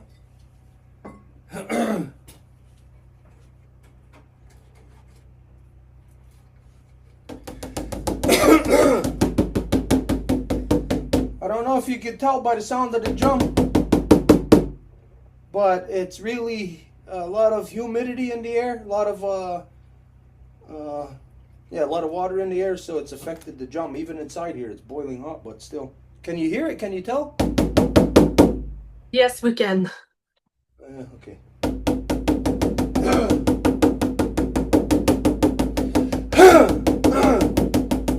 I remember singing this song, or sitting on the bench with my older brother and other singers in the Longhouse, and watching my mother dance to this song.